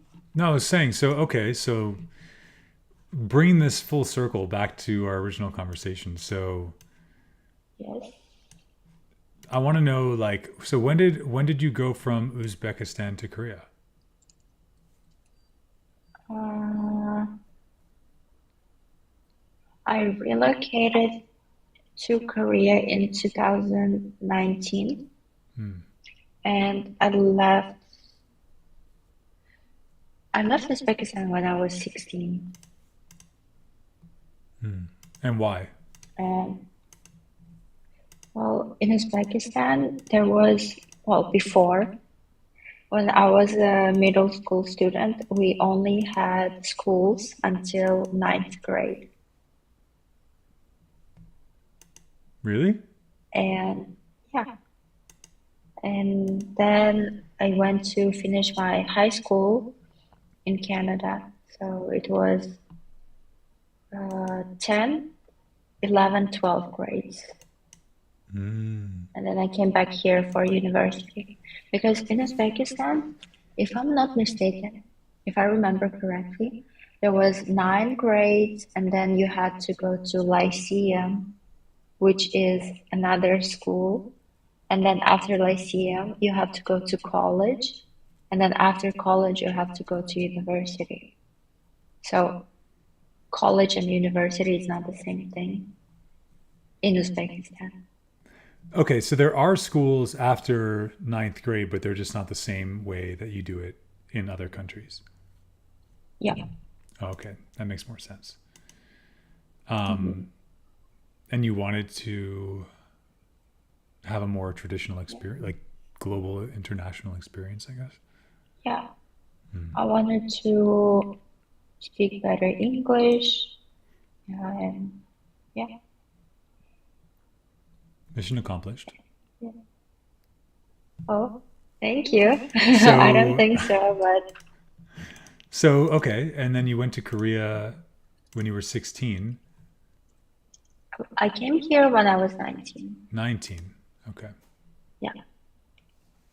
And how's it been? Been here for 6 years. How is it? It's been great.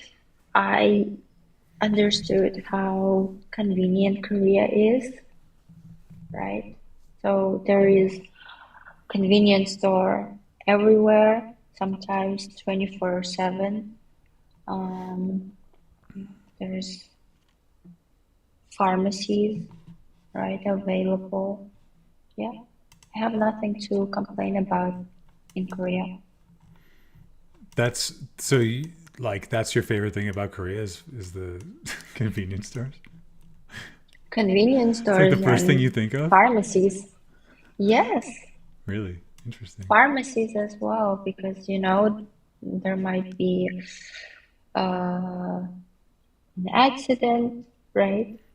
You can just go to any pharmacy. It's easily available. Yeah. The Yes, but delivery also services is good. like pharmacies are not open late. Okay. Korea has a lot of pharmacies, but they're not open late and they're not really open on the weekends, right? I'm At not least sure where I about was the living, weekends. yeah. Where I was living, there weren't really. I actually don't remember in Seongsu because when I lived in Seongsu for like 6 months or something, I just couldn't find, like, I didn't need yak yakwan. What are they called? What's like a pharmacy called? 약국? 약국. 약국 없어요. 약국 없어 in Seongsu. Like I didn't need to. Sorry, I didn't need to go to a yakuk in Seongsu, but when I went to Uide, I did. So I don't know if Uide is different because it's a little bit outside of Seoul, but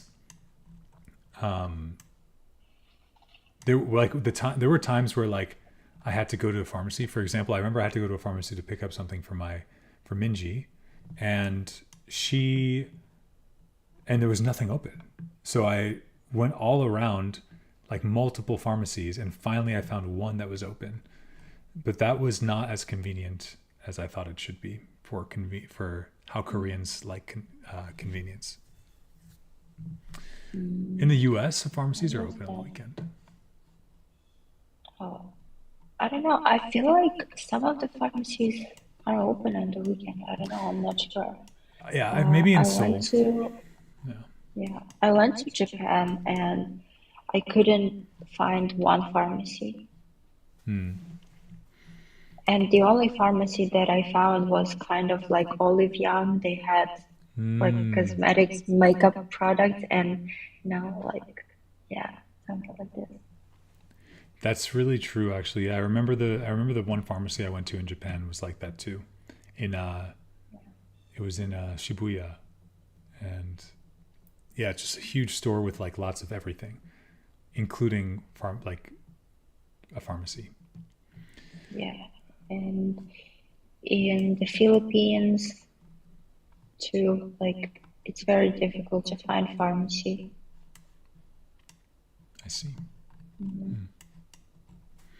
Yeah, so convenience, I guess that's what's important to you. That's good. I appreciate Korea, and also I know some people don't like it, but the delivery services are good, in my opinion. Who doesn't like that?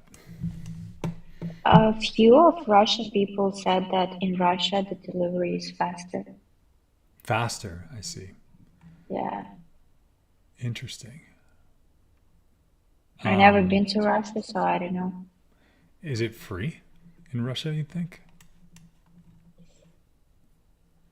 I don't think so. Because I hope not, Korean delivery because is the free, right? delivery people are not gonna get paid. But I think the restaurant pays for it in Korea. Oh, really? Oh, I think okay. so. Because I don't remember having to pay delivery fees when I was in Korea. But then again, a lot of times when we paid, like, because I don't have a Korean phone number, I can't do delivery directly. So I would have to use my ex's apps. I'd have to use Minji's apps. And like I didn't look to see if there was a fee. Like, so I'm not really used to, like, normally she would be the one to submit the order. But yeah, I've definitely done it and I don't remember there being delivery fees. That would be really nice to get someone's feedback. But yeah. So yeah, I guess that's like, convenience is definitely one of the biggest things for me too. Because it's just like nice to be able to not focus on on trivial stuff, you know? Just like focus on things that matter, right. you know? Yeah. And also no theft. I know it happens sometimes, rarely, right? But here I can just leave my devices on the table and in the coffee shop and not worry about it. Totally. Yeah. Safety. That's why like it's also crazy because safety is not just it's not cliche. It's really valid. And also on top of it being valid, it's extremely expansive. Like it's not just about, not getting attacked like we were talking about earlier. It's about so many aspects of life. And actually I'm working on a video right now because I'm doing this series of like why do I live in Korea series. And yeah, I think like with the recap of that video is just kind of like, or like the synopsis or the kind of essence of that video is like all the little pieces of increased safety, like they just relieve you of stress that you don't even know that you have. Like if you know what it's like to live in a place where you have to be looking on the ground to make sure you don't walk in dog shit, looking on the ground to make sure that you don't step in a crack in the ground, looking, around you to make sure you don't get attacked, looking up to make sure that you don't get hit by a wire that's dangling or some like, some person who's doing construction work or, there's so many, it's just so many things that when you move to a city for the first time, like you have to, especially like moving is not easy. Usually people move someplace, they commit to it. And I think your brain it adjusts itself to sort of become comfortable in the environment, regardless of the environment, because it knows that you need to adapt. You don't have a choice. So like for me in the US, like, okay, there's people smoking meth and, crack outside of my window. Well, there's nothing I can do. I guess the only thing I could do is just live with it and pretend like it's not happening. Doesn't mean that actually inside of my physical body that I'm not holding on to that stress and the effects of the actual thing that's happening. So I am definitely holding on to it. So Korea is so relieving because there's so many of the little shitty things you have to deal with in so many countries are just alleviated. They're cured in Korea. And it just like, not everything, but so many things. And like, it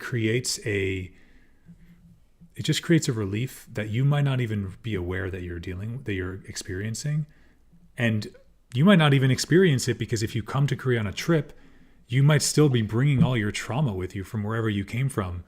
Like my mom, for example, I think all the time, like if she goes to Korea might not even feel safe to her because she might still like live her life thinking that like people are going to steal from her. People, she might not leave her stuff on the table. She might not allow herself the freedom to experience that because she's just so traumatized. But if you go to Korea and you truly adapt into the culture and you let yourself exist how Koreans exist like that, I feel like you're going to be way less stressed as a human being in general, especially when it comes to safety. So important. Right. I agree 100%. Like even when I go to bars or clubs, I'm worried that people are going to put things in my drink. Does that happen in Korea? You're worried? Yeah. Yeah, It does, right? it does, but it happens to girls, unfortunately. Well, it's happened to me before in other parts of the world, but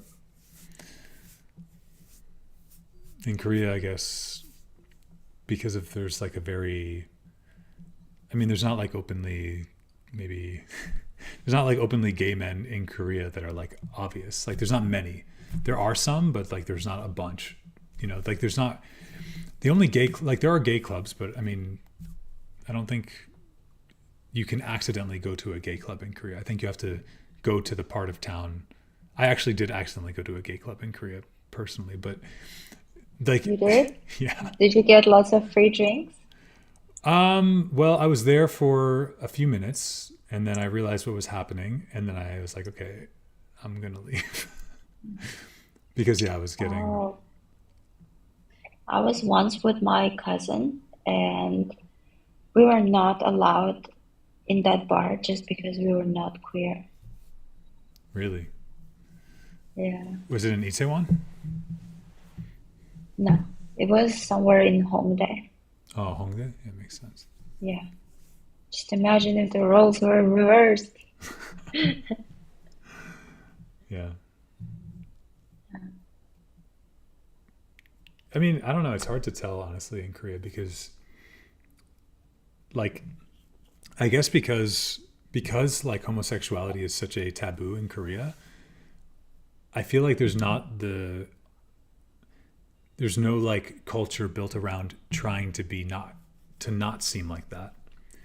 So I just thought it was very shocking to me to see men in Korea holding hands, sitting on each other's laps, like really being very physically, like just like a lot of men touching in Korea. That's not really a thing I feel like in like the US. Because guys I think are You mean more at the gay club or what? no, just like normal, like just non Oh, like yeah, heterosexual guys in Korea. oh. You I never don't know. noticed I that? never seen. No. Korean guys are very, especially when they're drinking, they're very like touchy with other guys. Oh my God. I guess I never drank with Korean people. But actually, I don't drink that much, so Right. yeah, I wouldn't know. Yeah. Well, But I'm really sorry you had your drink spiked. I don't know how cruel you have to be to, put something in somebody else's drink. I don't know. Some people are crazy. yeah. Yeah. I mean, it's happened to me multiple times. It's just like, it's not always, I think that sometimes it's not just,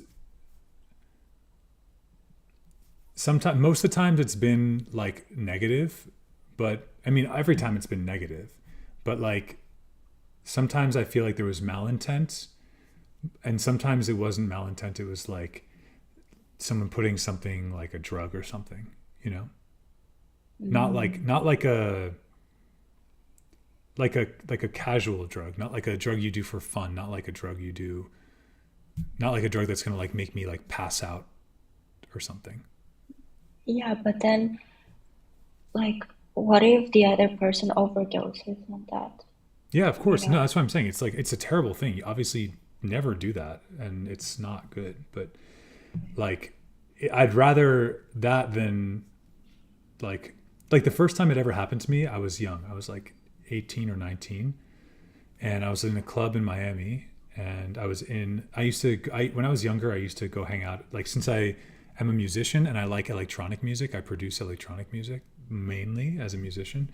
Like, I would hang out in spaces where, like, back in those days, the music wasn't really accepted by the mainstream. It was more like whatever, queer or something. Those spaces, there were a lot more sketchy, underground, you can call them. And yeah, the first time it ever happened to me, I was like basically blacking out, you know? But luckily I was there with my friends and they kind of took care of me and brought me home. You know, they noticed that something was off. Also, I think if you're going to drug someone who's my height, you have to like really know your drugs because, and my height and my weight, like I probably require a more strong dose than the average, person. Yeah. So, but yeah. Yeah, you also don't get drunk fast, too.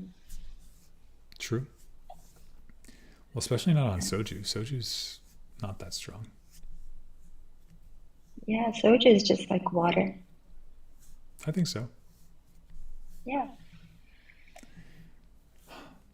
Do you What? drink soju as water in the mornings? Yeah, before my workout, I just hydrate on soju. Yeah. Actually, so this weekend I'm going to take my mom to Korean restaurants, and we're definitely going Nice. to Have do she ever tried? no. Wow, what are you gonna feed her?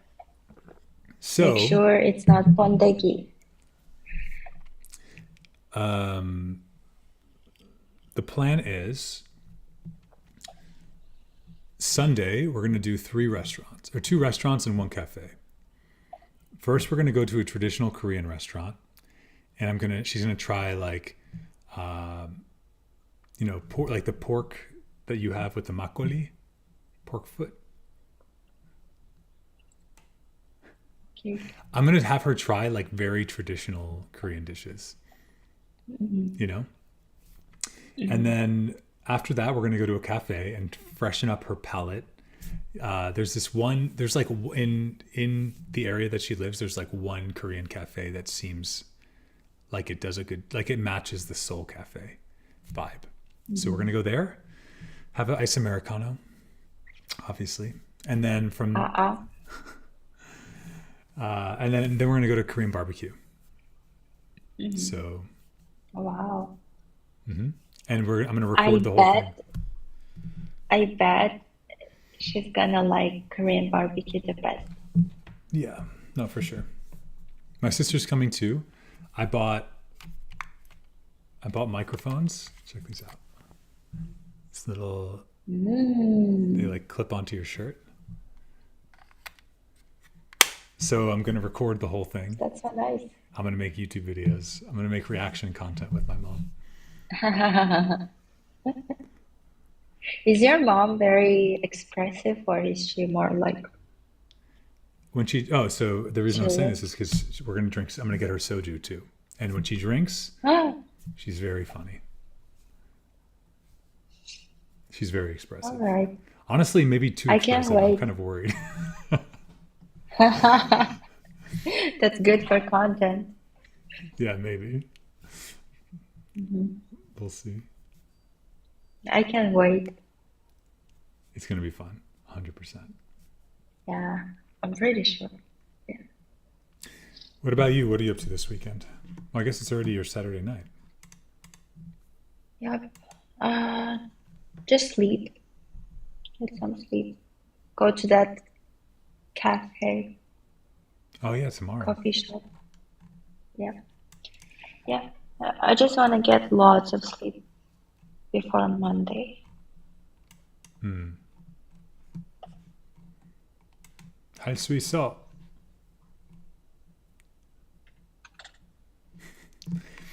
All right, well, why don't You see these guns? Huh? What? Because you're a beast? 할 수 있어. Because I'm strong. You are strong.